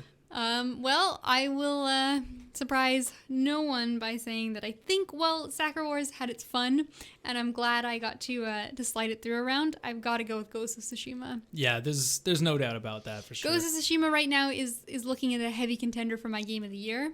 Yeah. And I think it's such a refreshing, different thing. And I think it's the perfect send-off as the last big exclusive for PS4. Well, so totally, yeah. And realistically, come on, Sakura Wars, Ghost of Tsushima wins. Yeah. We got an interesting matchup here for the next round. We got The Last Guardian versus Dreams. You were, I think, maybe a bit more on The Last Guardian than I was before, but I think it has to be Dreams here, and I think you would agree too. Absolutely, I'm more than happy to concede the Guardian. I think Dreams is just such a phenomenal platform, and I don't know if it really counts as a game. It's such a unique thing.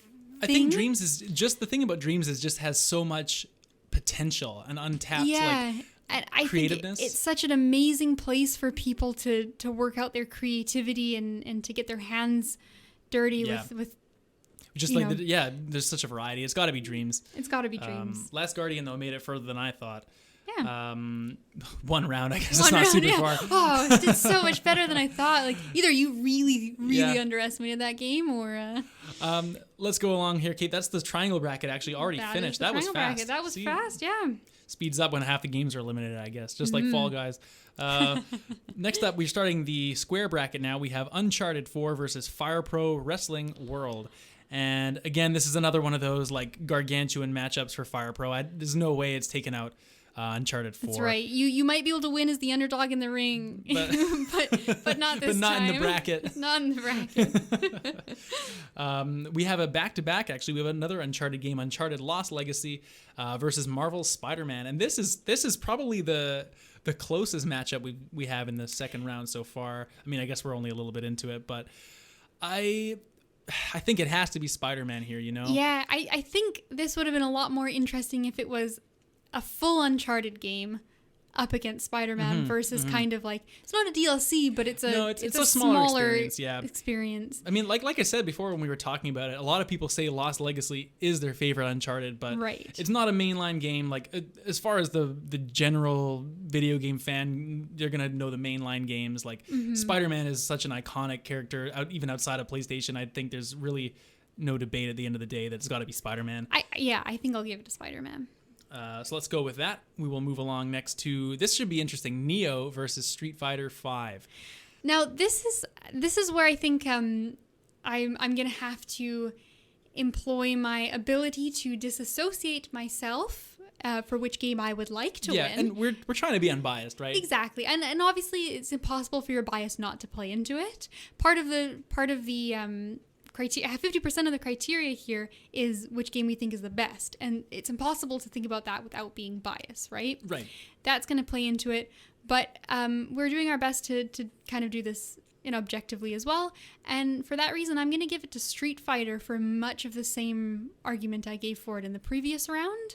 I think having that pro scene is so huge. Totally. And while I think Neo is a phenomenal game, and I'm glad I was able to squeak it through a round, it just doesn't have as much going for itself as being a unique having the premier experience. Fighting game exclusive to your console, it's too powerful for Neo, I think. Yeah, I think so.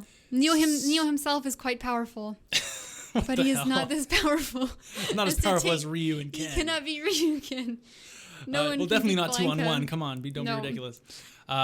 Let's finish off the square bracket here. We have Detroit Become Human versus Bloodborne, and to me, both great games. I like them both, but I'm a big Bloodborne fan. You're an even bigger Bloodborne fan. I'm glad I didn't have to argue this. No, you don't. This is one I have trouble removing my bias from. As much I'm going to flip-flop so much back and forth. As much as I like to tote, I'm being objective. It's got to be Bloodborne. I know you're the Bloodborne person, but like I love Bloodborne too. It's one of my favorites on PS4. I think it's easily in my top 5. And you know what? While Neo I think is really great and stands out, I think Bloodborne stands out even more in the genre than Neo does. Like Bloodborne is such its own unique beast, even just in terms of like setting and the atmosphere and even just the big tonal shift halfway through the game that somehow managed to not get spoiled for most people. It's just an absolute masterpiece. Yeah, it's got to be. It's Bloodborne. Let's move along then. We're going to the cross bracket next. I keep trying to say X, but I got it right every time, I think. I hope. Think so. We got a big matchup here: Persona 5 versus Infamous Second Son. This is one of those that got to remove our bias again. We're both, as everyone knows, big Persona fans. I still think Persona wins this matchup. I agree. I think Persona wins just outright as a game, but I think it also wins in terms of influence. Like the Persona franchise is so massive, but 5 was really the one that brought it to a larger audience. I mean 4 Golden was really loved, but I think the Vita was just such a niche platform that Persona 5 really was that one. Yeah, exactly. And Infamous is, I don't think at this point as important to as big of a property as Persona. Exactly. I think there might be, I mean, like you said, Sucker Punch has moved on. There might be another Infamous game coming out for PlayStation. In the future, it's a good enough franchise. I'm sure they'll get back to it at some point. Exactly. It might come out, but I don't think it's going to be anywhere near as big as when they drop Persona 6. No, I mean, Persona 5 is, I mean, they just got the Royal, like everyone, it's obviously sold well enough to get a game like that. So let's give it to Persona. And move along here. We got Concrete Genie versus Killzone Shadowfall, and what might be one of the quote-unquote weakest brackets going here. I am tempted to stick with my pick of Killzone and stick to that. I think Concrete Genie is, like I said, it's a great art piece. It's unique. It's out of the box. It stands alone on its own merits, I guess. But I think I still stick by having, separated at least one game from each genre, or like each major genre exclusive to your platform. And for the same reason, Persona 5 is the one JRPG style game that PlayStation has exclusive. Killzone, I think, is their best shooter. Okay, I think you swayed me. I'm slightly leaning towards Concrete Genie just because I'm so caught up in how interesting it is. But I think you're right in the sense that came out as like sort of more of like an interesting novelty experience versus Killzone being like a representation of a genre, as well as it kind of encompasses a little bit more than just itself. Yeah, it's a game, sure, but it's also like, it's a historical PlayStation franchise, which has a bit more clout compared to Concrete Genie is a single game. Yeah, I think that's fair. I will agree with you, and we'll move on. Cool. Okay. I think we're pretty balanced in terms of like give and take here. This has been good. This has been good. We got Tetris Effect versus Ni no Kuni 2. This, I think, to me is the weakest kind of. I would agree. It's funny, when I said the bracket. last one was a little bit weak, I actually looked down to this one coming up next, and I was like, oh, should have saved that one. So that's how you know we do these nice and live and fresh for you guys. Exactly. This one, it's pretty underwhelming. I'm personally, I feel like Tetris Effect is probably a better game in terms of like what that audience is looking for. Like, I feel like the Tetris crowd is more pleased with Tetris Effect than like the RPG crowd is pleased with Ni no Kuni 2. Right. But at the same time, I feel like Ni no Kuni is almost has to be the winner here just because Tetris is on Xbox. Yeah. And it's not exclusive anymore. I wish that this was the first Ni no Kuni because I'd feel better about awarding that. Yeah. But I agree, and I think there's just a lot going on. Like, the presentation of Ni no Kuni 2 is just as good as 1. It's still got the Studio Ghibli art. It's still got the amazing orchestral score. And I think it has a little bit more to offer than Tetris Effect, which, like you said, is on so many other platforms. Yeah. And I just can't bring. I mean, it's going into like the third round. I think every game moving forward here has to be like pretty much if it's not PlayStation exclusive, it can only be on like PC. It can't be on Xbox. Like, you can't push that forward any further. I don't think. I agree. I think we'll give it to Ni no Kuni 2. Yeah. And to round out the cross bracket, we have the Orcs Must Die versus Shadow of Colossus. In what is probably one of the easier choices here.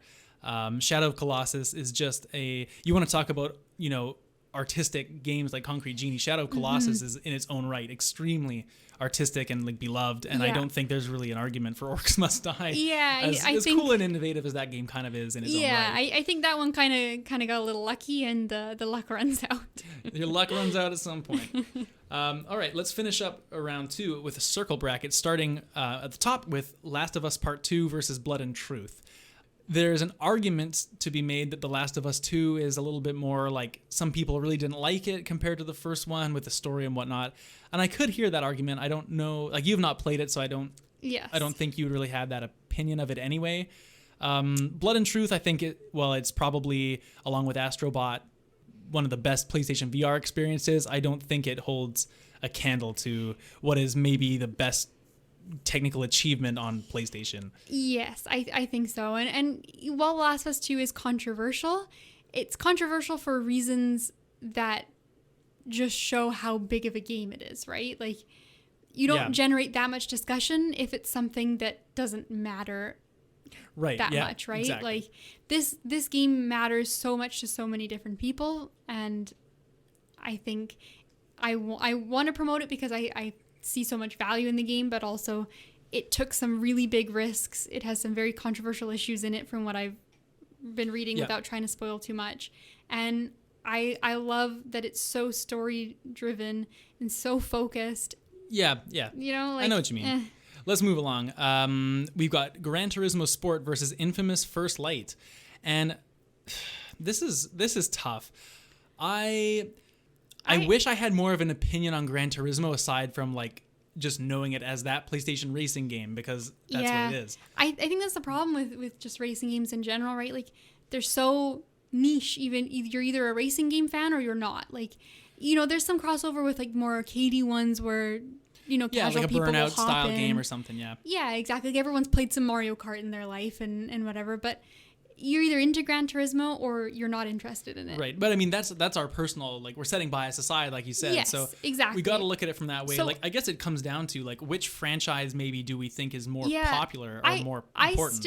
I want to give it to Gran Turismo for the same argument you made for Killzone, for being like the representation of that genre.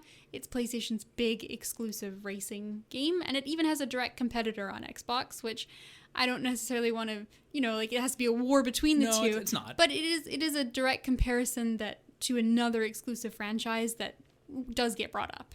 Yeah, and I mean, also just to say, like, Sucker Punch is already, I mean, Ghost of Tsushima, I think, has surpassed any of the Infamous games in terms of, like, its reception and whatnot. So, for the most part, at least, maybe I'm speaking a bit out of turn, but I think that kind of supersedes Infamous in a different way as well. Right. They've still got representation here in the bracket. Yeah. We can feel a little bit, we can give them at least a pat on the back and say, well... Yeah, you're still in there. You still got a horse in the race. So, let's give it to Gran Turismo Sport and move along to a matchup between Rez Infinite and Yakuza 6 Song of Life.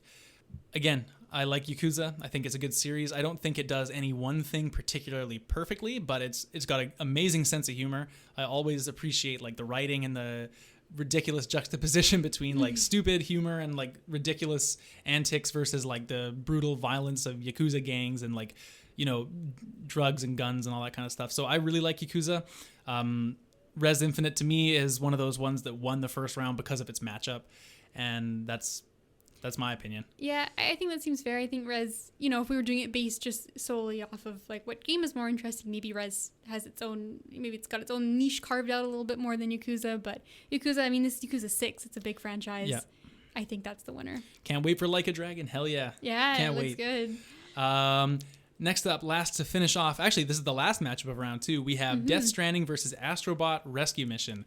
Now, this one's interesting to me because at first it seems clear, but actually there's a lot to consider because Astrobot is actually, I would argue, more noteworthy than it originally seems. Yep. I think it is kind of like something, especially too with all like the how much it's been integrated into showing off the PS5. Like it seems like they're kind of like this is going to be a new mascot almost. Well, I think it's kind of trending that way. It seems almost like Astrobot unintentionally has become a bit of a mascot, even more maybe than Sony was planning. Like he's like VR Playroom, whatever, was like very much a tech demo.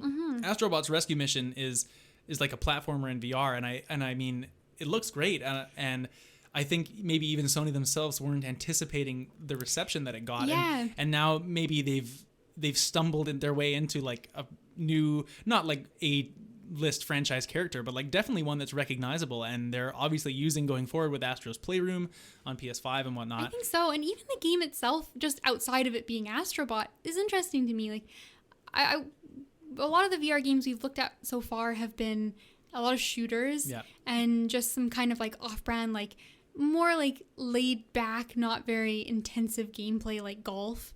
But this is a platformer. And I would recommend, if you haven't seen gameplay for this, to go find some on YouTube and watch it. It's really weird to have it still control like a regular platform off of the regular controller. But then you look around at your environment. You look around at your environment through the headset. Yeah, like literally in 360 view. Yeah, exactly. You literally look around. So like at some points you have to like fully turn your head to look where you're going to jump next to platform. Yeah. And you're looking around for collectibles and whatever kind of around corners. Yeah, exactly. And it's so weird and so unique from a lot of the other VR games I've seen, which like the VR is almost more integrated to like you look around, but you don't really have tons of movement options because you're using the VR controllers, and like you're kind of actually limited in where you're able to go. A lot of the VR games I think are like, if they weren't in VR, they'd just be like boring, bland games. But where Astrobot actually looks like, even if it wasn't in VR, it would be like a decent action platformer kind of game. Yeah, right? Exactly. But then at the same time, it looks like the VR integrates really nicely and enhances or creates a different experience. So like, I think it's really got something kind of special going for it. Yeah. But then Death Stranding is such a strong pick in its own right. Yeah, I would probably be of the mind where I would argue for Astrobot myself.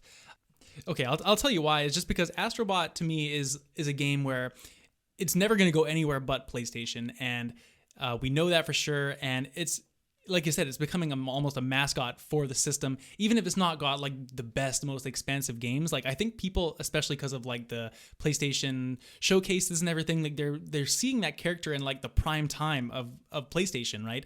And PlayStation doesn't really have like one of those mascot platformer kind of characters like Crash used to be, or Spyro used to be, or Mario is, or Sonic used to be. You know, and Astrobot kind of is crafting a little bit of a niche as that type of character, whereas Death Stranding is like a lot of that game, like we said in the first round, was a lot of the reason that game had like the reception that it did, whether you liked it or didn't, was because of like the mystery surrounding what is it, and like Hideo Kojima's name and whatever. But there's no guarantee that he's going to make games exclusively for PlayStation going forward. Like Death Stranding's on PC, and I think like the little bit of uncertainty around that, like the way that the game was marketed was really like lightning in a bottle type deal, whereas like there's no guarantee that'll be recreated again.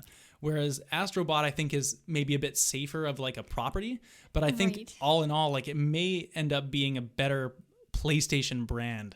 Right. Yeah, I like this matchup a lot because at face value, immediate gut reaction is it seems like Death Stranding is a clear victor. But with having a second to kind of think about it and sort of look at Astrobot from a different light and to give it that room to participate in the contest, I think I'm inclined to agree and say that Astrobot has sort of won me over a little bit. I like it, yeah. And I like having a sort of a sleeper pick. Yeah, he really is like a dark horse, right? Round. But and maybe helped a little bit by some matchups here. But I really think Astrobot is the choice. Yeah, I'm excited, not just happy to put it through, but excited to see where Astrobot can go and flourish. So yeah, let's do put it. him through. Okay. All right, so we are down to the top 4 games left in each bracket. This is getting tough now, I think. There's not too many like duds left, if any, really. So, geez, this is going to be tough. All right, we got Ratchet & Clank versus God of War for the first of 2 matchups in the Triangle Zone. Look, I love Ratchet & Clank. I've made that clear on the show, but God of War is... aside from maybe like it's arguably my favorite game I've ever played like at this point. And that's of course only one side of the argument, which is the best game. But I also think God of War is probably at this time a more important franchise for PlayStation also. I think there was an argument to make for Ratchet being a more important franchise in the past, but God of War is now, they've got so many games across so many PlayStation systems right now, with this new one being like the king of all of them. Well, yeah, like Sony Santa Monica just blew everyone away with God of War in 2018, and it's really like almost reset how a lot of those type of action narrative focused games have been made since it, right? I'm sure like coming forward in the next few years we'll see a lot of games that take a lot of influence from it, and like there's a good reason why, right? I think so. I think Ratchet and Clank are great, but Kratos is king. Kratos is king, baby. Next up we got Ghost of Tsushima versus Dreams. Hoo boy. Oh boy. Okay. This one I think is my most difficult. So pick. Here's the thing. The problem with this matchup, Kate, is that Dreams is on this list based on its potential of what it could be as like a platform for creators on PlayStation. And it's hard to define as to compare up against a single game as well. Right. Because Ghost of Tsushima is like, it has its flaws. It's not a perfect game. Like the stealth could be better. Yes. The say what you want. Maybe it's got a open world that people might find too big in certain ways or whatever. But a lot of people on the same token really like that. And overall, I think it's had an amazing reception. Way more often than not, you hear good things about Ghost. And I mean, you've really enjoyed it. I can't wait to try it. It's beautiful. But Dreams is also like this. It's kind of like one of those. It's like along with Astrobot, I feel is like a really strong underdog contender. And I think my biggest struggle I have with Dreams in this is just the context of, the competition, what it's coming up against. Like, it's coming up against a lot. I feel like it doesn't fit as nicely into the category as everything else does, because it's more of a platform and a tool than a game itself. Yeah. And I so think because of that, I have a difficult time kind of quantifying how it compares to games. Yeah, and at the end of the day, like Dreams is probably the most powerful like game creation tool that we've seen, like outside of maybe some intense PC suites that we have no idea exist, that right? Because that's just not for us, right? But I think like at this stage of the bracket, Dreams has really proven itself to obviously have a lot of potential, but I would argue for Ghost simply because I'm so relieved right now. Yeah, I think it's just because when you get this far, you're talking about like what's the best game on PlayStation, like what's the most important for them. Like, it's not games that other people are making using their creation tools. It's the games they're making for us. Yeah, and I think that's what Ghost is, obviously, over Dreams. Right. I really like that argument, and I'm glad that you have that opinion, because it's hard for me to. I obviously biasly want to see Ghost do well.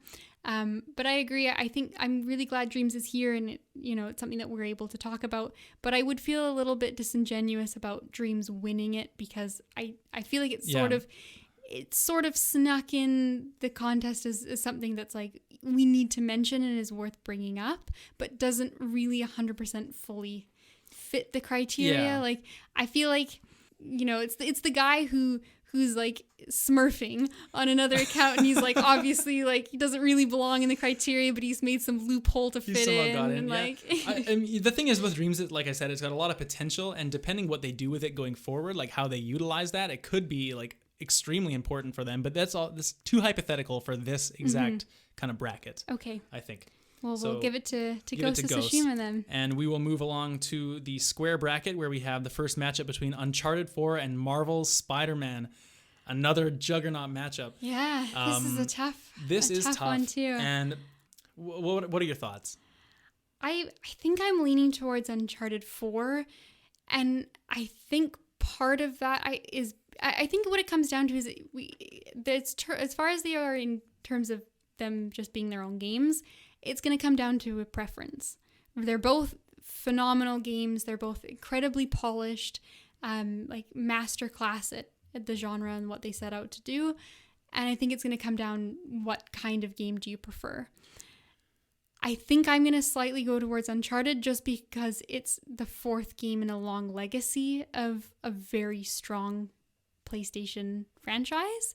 Whereas Spider-Man, I think it's on its way to becoming that, but it is the first game in its kind of rebooted series. I know we've had a lot of Spider-Man games in the past, but well, this is the exclusive. Like this is different than those other ones. Though. Exactly. This is Insomniac. You know, this is their first step, and it's amazing. And we've got another one coming for PlayStation 5, and I think it's great. But I think Uncharted is a more recognizable franchise at this point. I am going to contest you on this one, and interesting. I think Uncharted, in a lot of ways, like I like Uncharted, right? I definitely fall into the camp where I think The Last of Us is Naughty Dog's superior franchise compared to Uncharted. I think Uncharted is a little bit overhyped in general, to be honest. And I've played all, aside from Lost Legacy, I've played all 4 mainline games, and they're really good. But I don't even think Uncharted 4 is my favorite Uncharted game, to be honest. I think actually 2 is the best one. Yeah. And Uncharted 4, it was a really, really great wrap up to like that, what do you call it? 4-game trilogy. I don't know. Quadrilogy. I don't know. Is that a thing? Whatever it is. And I think it was a really good wrap up to that story, and how it ended was really nice, and it put a nice bow on that. But I think if we're talking about which game is the best, like I've played both of these, enjoyed them a lot, but Spider-Man has maybe the greatest movement in a game that I've felt. Like the way you just traverse that city, and the fluid movements and the flips and the swinging. It really feels like you're Spider-Man. It does, man. It is great. And I think not only is it a better game than Uncharted 4, maybe that's just my personal taste, but also the story is just as good as Uncharted, maybe better, depending like if you like the comic book style story kind of beats, you know. And not just that, but also Spider-Man, I think, is more important to PlayStation going forward. Like The Last of Us is really Naughty Dog's focus at this point, I would imagine. And where does that leave Uncharted? Are we going to see another Uncharted for this generation, or are they taking it off? Are they just going to get, you know, a new franchise for Naughty Dog? Or are they going to do some Uncharted spin-offs? Well, we don't know. But what we do know is that they've got Spider-Man Miles Morales coming up because of the success of this game, and they're working on the sequel as well. Spider-Man, like the full-blown Spider-Man sequel. And I think Spider-Man was also like the best-selling, it's not a new IP because it's Spider-Man, but it was one of the best-selling games on PlayStation 4. I know Uncharted was as well, but Spider-Man to me is a similar argument also to Street Fighter V in terms of like, hey, look at how good PlayStation is for having the top fighting game exclusive to their console. Well, guess what? PlayStation also has the #1 most popular Marvel superhero exclusive to their console. Okay. That's huge. And I don't think that Uncharted 4 has that same kind of clout. Okay, that's fair. And you know what? I'm still not 100% convinced, but I think I will say something that will further convince me that Spider-Man will do it. And I think it's to expand our view further and just think of how big Marvel is in general right now, like with all the like Endgame and like all the massive movies, and it just being such a huge thing. The Marvel's Avengers coming out later this year. Yeah, exactly. Like Marvel right now is so hot, and it has been for a long time too. Like it's not like it's some like novelty thing that's just gonna die off. Like Marvel's been just absolutely destroying for such a long time now, and to have arguably one of their biggest characters have their games exclusive on PlayStation, and to be done at a really high quality, not just like we're making a movie spin-off game, is really big. The only thing that kind of puts me down is there's something about Spider-Man, and I think if I had the game in my hand and was playing it, I would be having a blast because the movement looks amazing. I love how the swinging looks. Like when you get up to a building and you run along the wall, like it's something else. It's something else. It's incredible. But the rest of the game just doesn't really stand out to me. Like I'll give you that. The combat sometimes is a little bit dull. It's kind of got that Arkham sort of like, like serviceable but not exciting. It's better than those. I think it's one of those, if you play it, it's better than the Arkham stuff, but I do agree it's a bit repetitive. But Uncharted, you could also say the same thing about... It was just a cover-based shooter, so... Exactly, right? I think that's fair. I think while I went into it with Uncharted in mind, I think I will agree to be swayed and say that maybe Spider-Man's got it. I just think Spider-Man has that lightning right now, that electricity that Uncharted's kind of has crescendoed and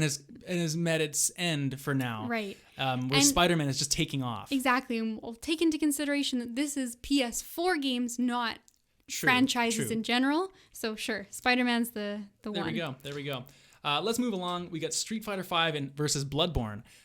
Two games that can be argued very strongly for in their own right. I mean, we've already argued for both of them here. I think we've talked a lot about Street Fighter V kind of on this podcast here, like going forward, because it had to fight a little bit more than Bloodborne, I think, to get here. So let's talk about Bloodborne for a second and how, first of all, it's so cool that PlayStation has, like, Dark Souls is such a successful franchise, and people like really, it's really like in that whole like zeitgeist of video games the last maybe 3, 4, 5 years as far as like difficulty and all those kind of arguments. But the fact that it spawned its own genre, exactly right, and Sony has an exclusive game from the same creators on their console. That's impressive. Exactly. Like I have to give it for Bloodborne.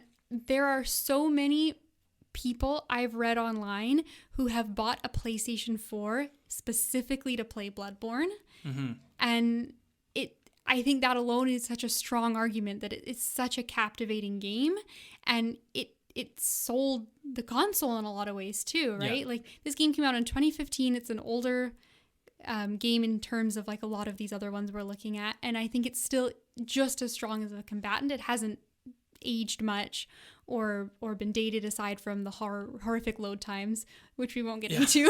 It does have some shit load times. But I think as much as I praise Street Fighter V, I'm going to try to throw it under the bus a little bit now. It is on other consoles, or like it's on PC. It's on PC. It's not, it's doing a lot in terms of the pro scene, but it's not exclusive to PlayStation. And I think more people bought their console with Bloodborne in mind than they did with Street Fighter. I completely agree with you. And I think that Street Fighter made it further than I thought it was going to go on this list personally.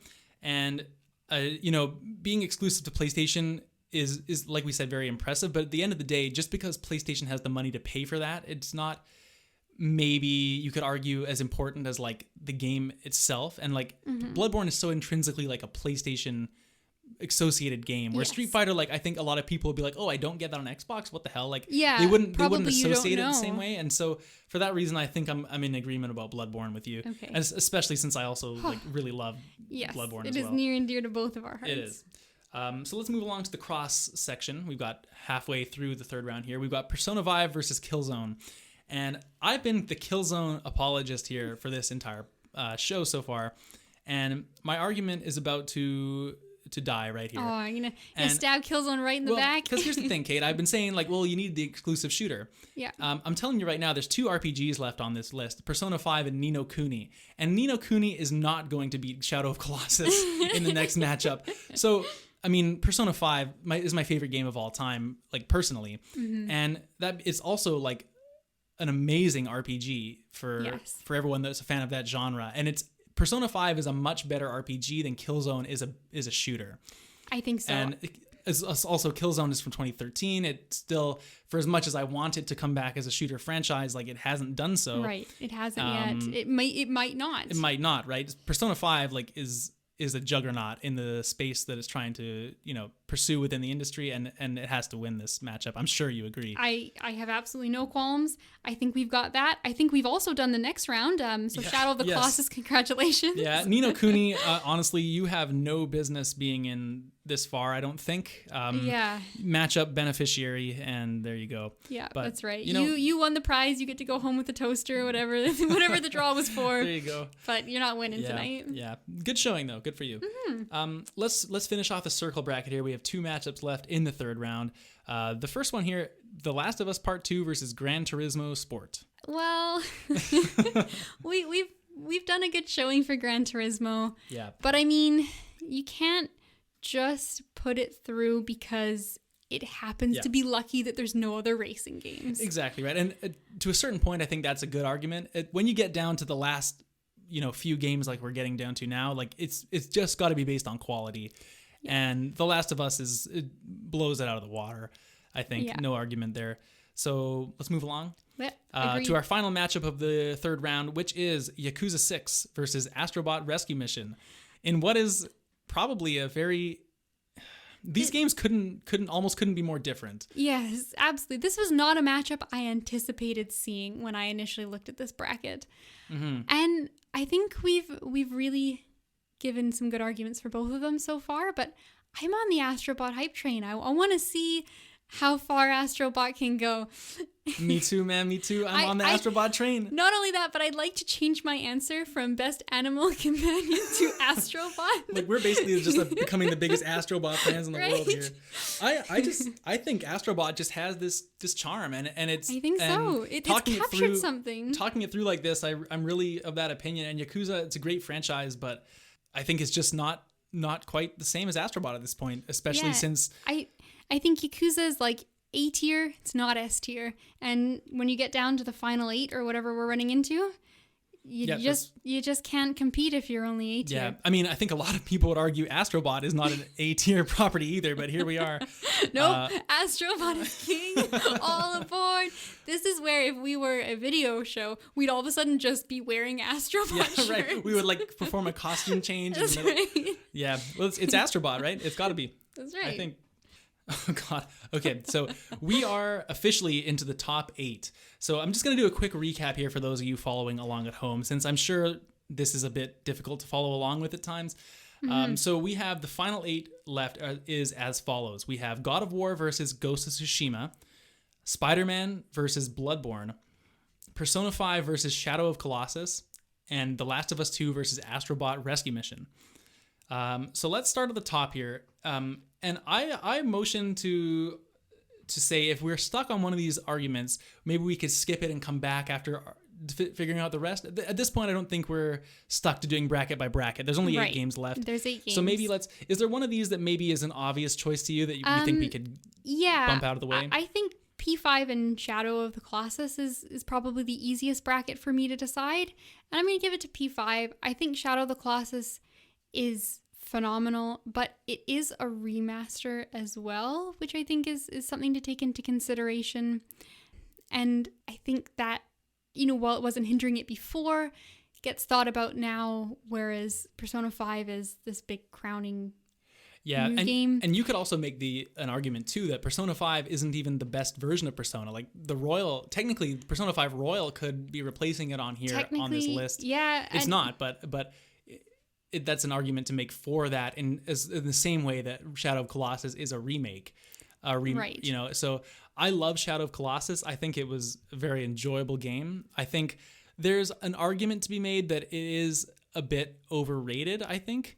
Not that it's bad, but in the terms of it's a bit of a cult classic. It's one of those games where it's like, it's almost like you can't say anything bad about it because people will just get on your case whether they've even played it or not. It's just one of those like untouchable, like held on a pedestal franchises, and for a good reason. It's a great game, but at some point I think you have to. It is a PlayStation 2 game. Like it is. It's not that it's dated, but it's. I think it's had its time in the light. Yes, and I think there's some modern conveniences that aren't in the game that maybe would have been had it come out at the same time as P5, but unfortunately it just didn't. Maybe so. And I mean, like I said, it's a quality game, and I don't think that, you can't go wrong with these two options. I think we're trying not to be biased, like we said. But I legitimately think Persona 5 is just a masterpiece I think so. in Okay. RPGs. So Good. let's go with Persona 5 I'm glad on we've that. got that. I would like to motion that we our ticket has expired on the Astrobot hype train also. We just boarded. We just boarded it. We rode it for a Yeah. while here, and as much as I want Astrobot to succeed, I think PlayStation, if it's got a flaw, they've got a flaw as a company. It's that a lot of their games are heavily rooted in story, and they're not like, you look at Nintendo and they've got all these lighthearted games, and even Xbox has like Bound and Sea of Thieves and these more brighter colored, a little bit more lighthearted for everyone type of experiences. And Astrobot so much is that among the rest of these games that are the majority like, rated M for mature. And I think Astrobot fits that niche really nicely. It can be like that fun family platformer, but at the same time, I think Naughty Dog is Sony's arguably premier studio, and The Last of Us Part 2 is like a technical achievement. It looks amazing. The AI is smart. The story is a continuation of one of the best stories in gaming. Like, I just don't see how Astrobot can match up with that. I think that's fair. I think a lot of what makes Astrobot interesting and innovative that it's a VR game, because obviously if it was not, we wouldn't be giving it as much consideration if it was just a platformer. But as well, I think VR still has a long way to go. I think it's not something that, the average gamer is going to be experiencing. It's still kind of hasn't broken out of that novelty barrier yet, where it's becoming like a normal household thing to have, and it still has a lot of growth. So maybe Astrobot Rescue Mission 6 is going to be the best game ever made. You never know. But Challenging Mario Odyssey. But I agree that I think Last of Us 2 it can't compete. Okay, so we're in agreement there. We're in agreement there. So we've got the one half of the bracket is done here. Now we've got God of War versus Ghost of Tsushima and Spider-Man versus Bloodborne. Now, I know what's easier for me. I don't know what's going to be easier for you. Okay, well, let's see here. For me, let's just do this one at the top here. Okay. God of War versus Ghost of Tsushima. This one. Now, I've not played Ghosts. But I've played to completion God of War. I think that while they're both incredible franchises, or not franchises, I guess Ghost of Tsushima is new. Well, they're both incredible games, and they've been well received, and they're both beautiful. And you could argue Ghost is actually more beautiful than God of War with its environments and everything. But I think Ghosts is a more flawed experience than God of War. And when you were explaining the game, like, you said it yourself that the stealth stuff is really half baked compared to the action. Yeah. And for a game that promises both action and stealth, and maybe the stealth is only mediocre, I have to think the God of War to me is what is a flaw with it? Yeah. Like, what is the thing that's missing? Like, maybe it could go further in some of its mechanics. Maybe it could expand, but what it's built and what it's centered around is not flawed. Yeah, this is the hardest one. This is the only, out of all the matchups we're looking at, this, I guess maybe Persona and Shadow, but this is the one I saw coming from the beginning, and I've been scratching my head over this one for all the days leading up to this, and I still don't even know what I want to pick. Because for me, God of War, and I haven't finished either of the games, so my opinion might change. But where I'm at right now, kind of playing both of them simultaneously, God of War is consistently better than Ghost of Tsushima. It is always at a level that I think is extremely high quality. Ghost of Tsushima, on the other hand, surpasses God of War in many ways, but it also falls flat in some areas. And I think as much as I want to give it to Ghost of Tsushima, because the way that I'm playing it and the way I feel like the game was intended to be experienced, I would pick it over God of War. It's going to be my game of the year. I'm absolutely enthralled by it, but I'm largely just not participating in the parts of the game that I think drag it down a bit. And that is not hindering my experience with the game. But taking a step back and looking at it from the perspective of people who wanted to do the stealth route a bit more and find that to be the more interesting avenue that they would have liked to explore, I think it brings the quality down to a point where it's hard to argue that it can beat God of War that's so consistently good. Yeah.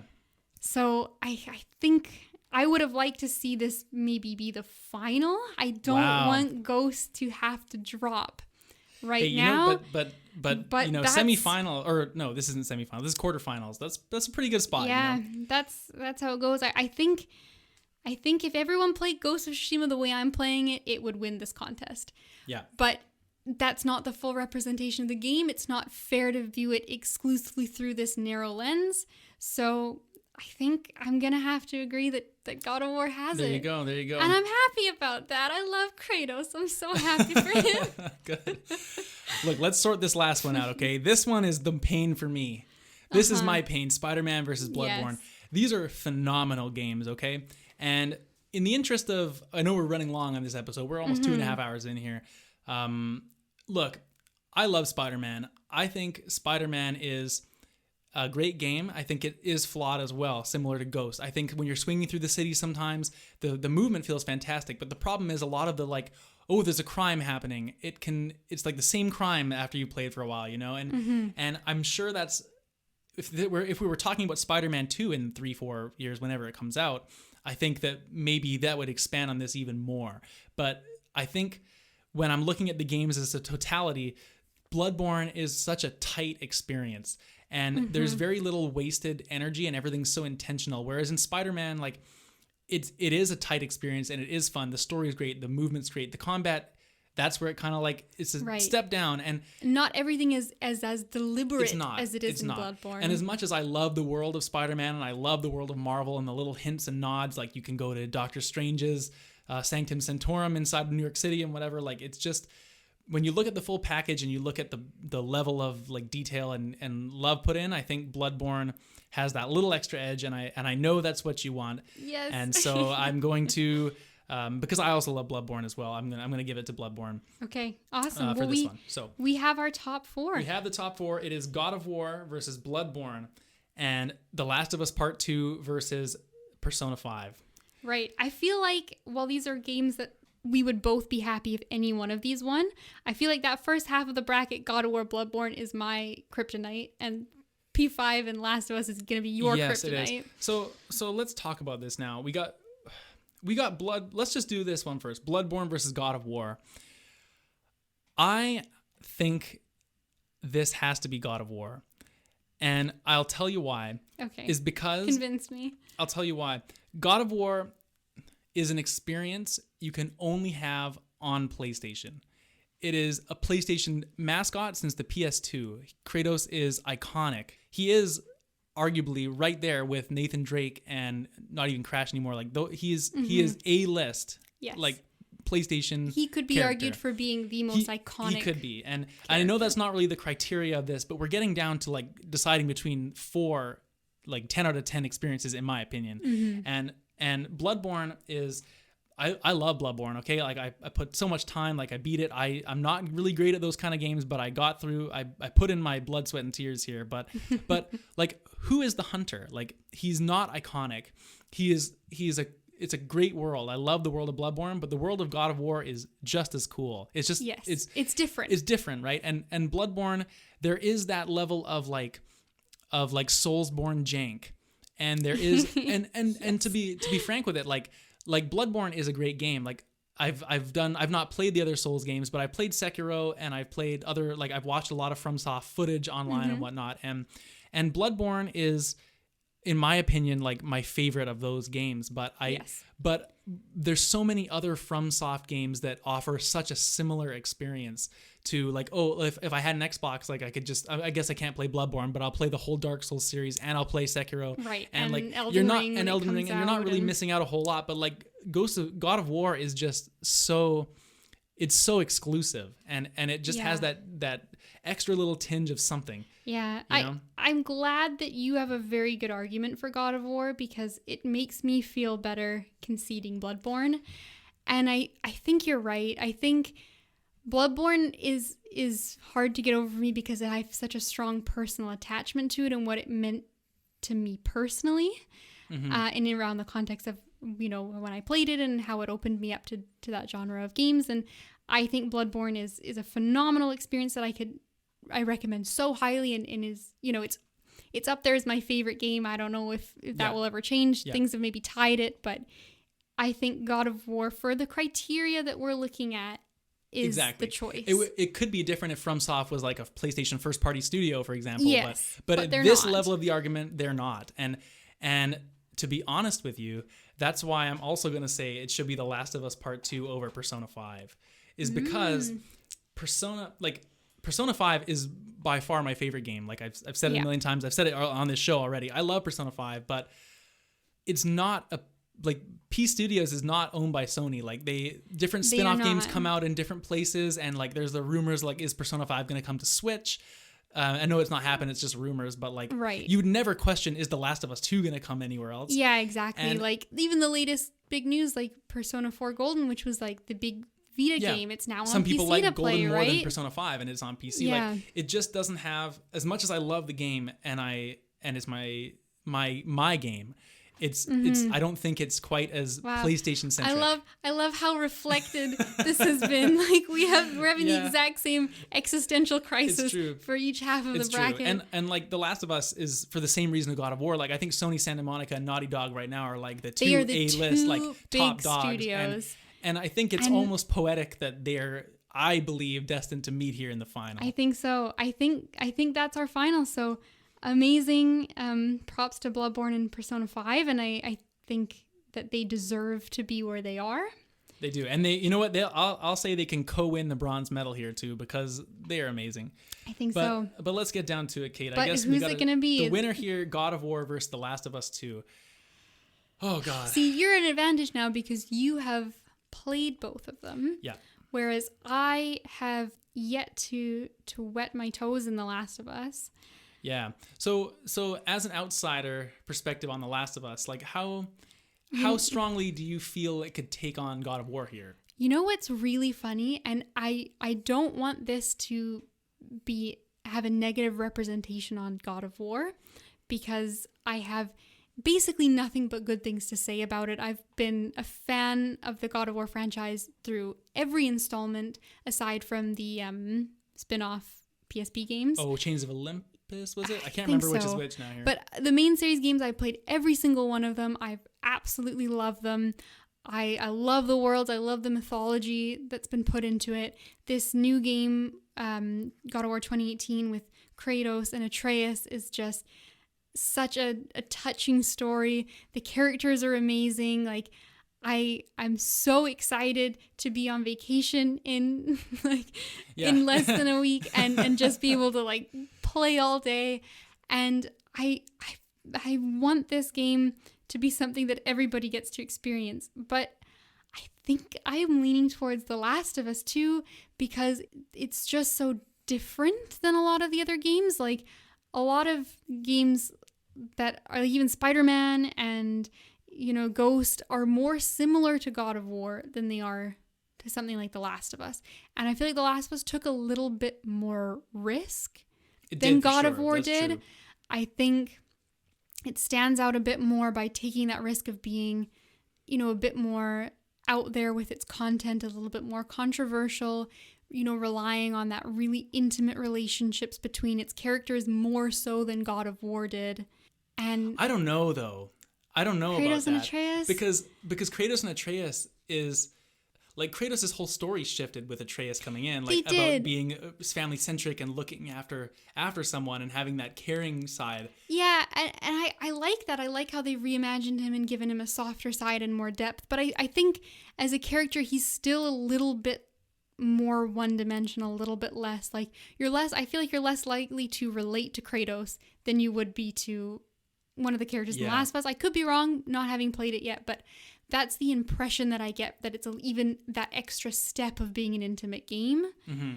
And I feel like it just, maybe it's polarizing and maybe it turns more people off than God of War, but I feel like it commits to itself a little bit more than God of War does, that still wants to be an inviting action game for everyone, whereas Last of Us really does have its identity carved out for itself, and it's going to stick to it no matter what.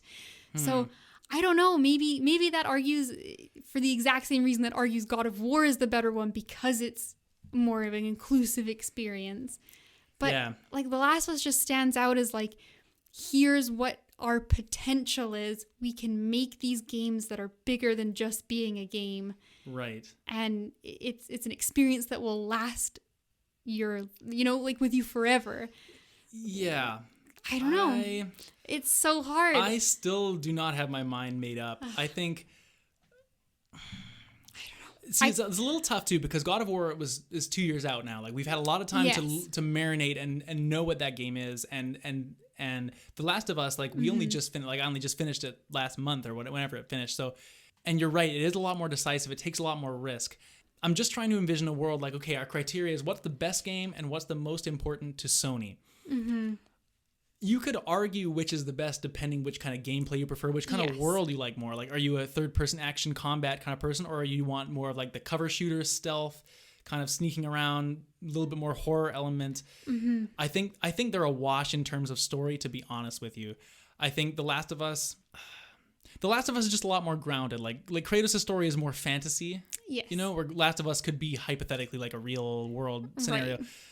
The only argument I can think to differentiate them in my head is I'm just trying to envision like what is the reception for the next game in both of these franchises, because I don't think that you could make a convincing argument either way which is better in terms of like which is the best game. Yeah.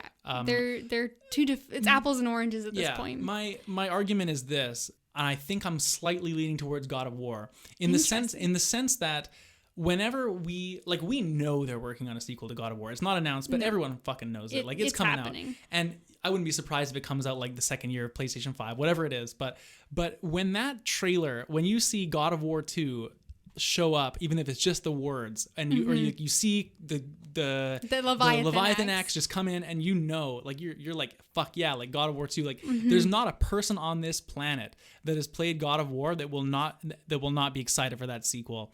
And I think that's the only differentiation, is because The Last of Us Part 2 had enough detractors to where I feel like there's going to be a little bit of turbulence coming in for Part 3 or whenever they announce like the next game in that series. And I think that the game that pleases the most PlayStation fans has to be the one that wins. Yeah. And to me, like where are the bad reviews for God of War? You know, they don't exist. Whereas for The Last of Us 2, I know a lot of it's like review bombing and people being like dipshits on the internet and whatever. But I can see an argument where The Last of Us 2 maybe is 5 hours too long. I can see where like there's a couple story beats where even I love the game, but I'm like, well, I don't know if that motivation completely makes sense. Right. And maybe that's just nitpicking, of course. But at this point, that's what we're doing. You know, and I just think like when you're talking about what's more important to PlayStation at this time, I feel like the argument is not which of these games is better. It's which franchise will make the biggest splash with their next game. This is a spicy choice. And I agree with everything you said. I think what it comes down to is how you interpret the idea of it being important. I agree. The next God of War game that comes out is going to be like even more hype than Astrobot. Like it's going to be huge. I'm going to, jump out of my chair. I'm going to be so excited. And it is bigger. And I think the God of War franchise, if we're looking at it as a franchise, beats the Last of Us franchise for sure. I think it just depends.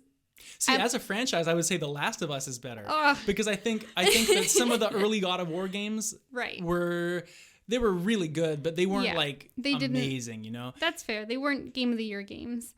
But I think what I'm thinking of is I'm not looking at it in terms of like the next God of War, the next Last of Us. I'm looking at it in terms of like what other games are going to be inspired by these games and how it is going to promote new games for the console. And I think the games that God of War is going to incite for the future are going to be probably really good games, and even the next God of War will be amazing, but I don't think they're going to kind of push the envelope as much as a developer Yeah. who saw the success of The Last of Us 2 and has an idea of like, well, maybe my idea has a place now as well.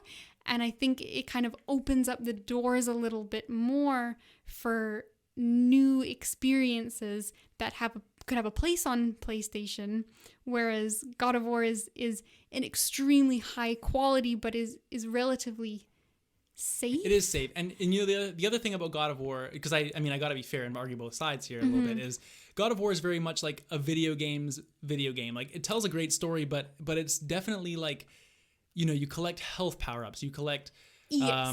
you know, there's those video game tropes that kind of exist. You have experience and you do your skill trees. Armor and points, stuff like that. Like, yeah. The Last of Us, of course, has upgrades and stuff, but they're in terms of like Ellie upgrades her gun or whatever. Like, you could do that in real life.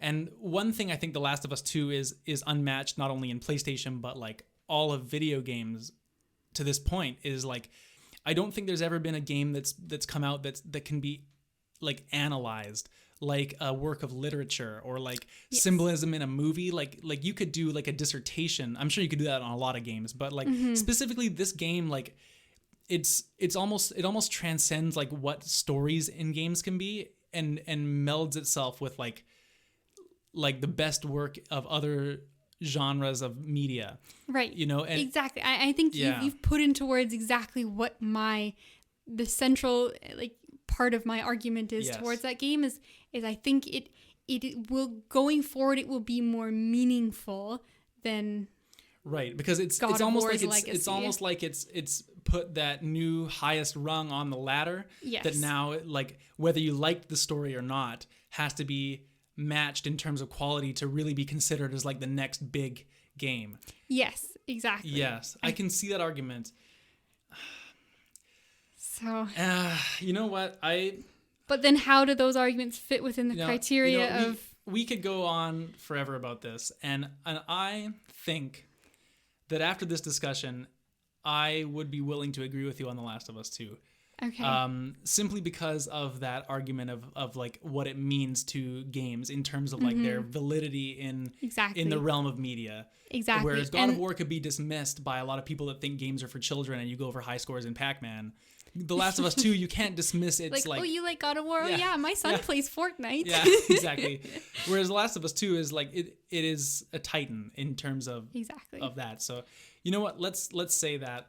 Okay. Last of Us Part 2 is the winner for most important and best. I'm gonna re-listen to this episode after I play it, and I really hope that your argument is based on not playing it. I really hope my opinion stands, because it will, I'm sure, but I'm sure it will. I have very high confidence, but I may have just I may look like a fool in the future. We'll see. We will see. In any case, guys, thank you for sticking with us for such a long episode of this show. We hope you really enjoyed it, because I can tell you right now, we've had a lot of fun doing this conversation with the bracket.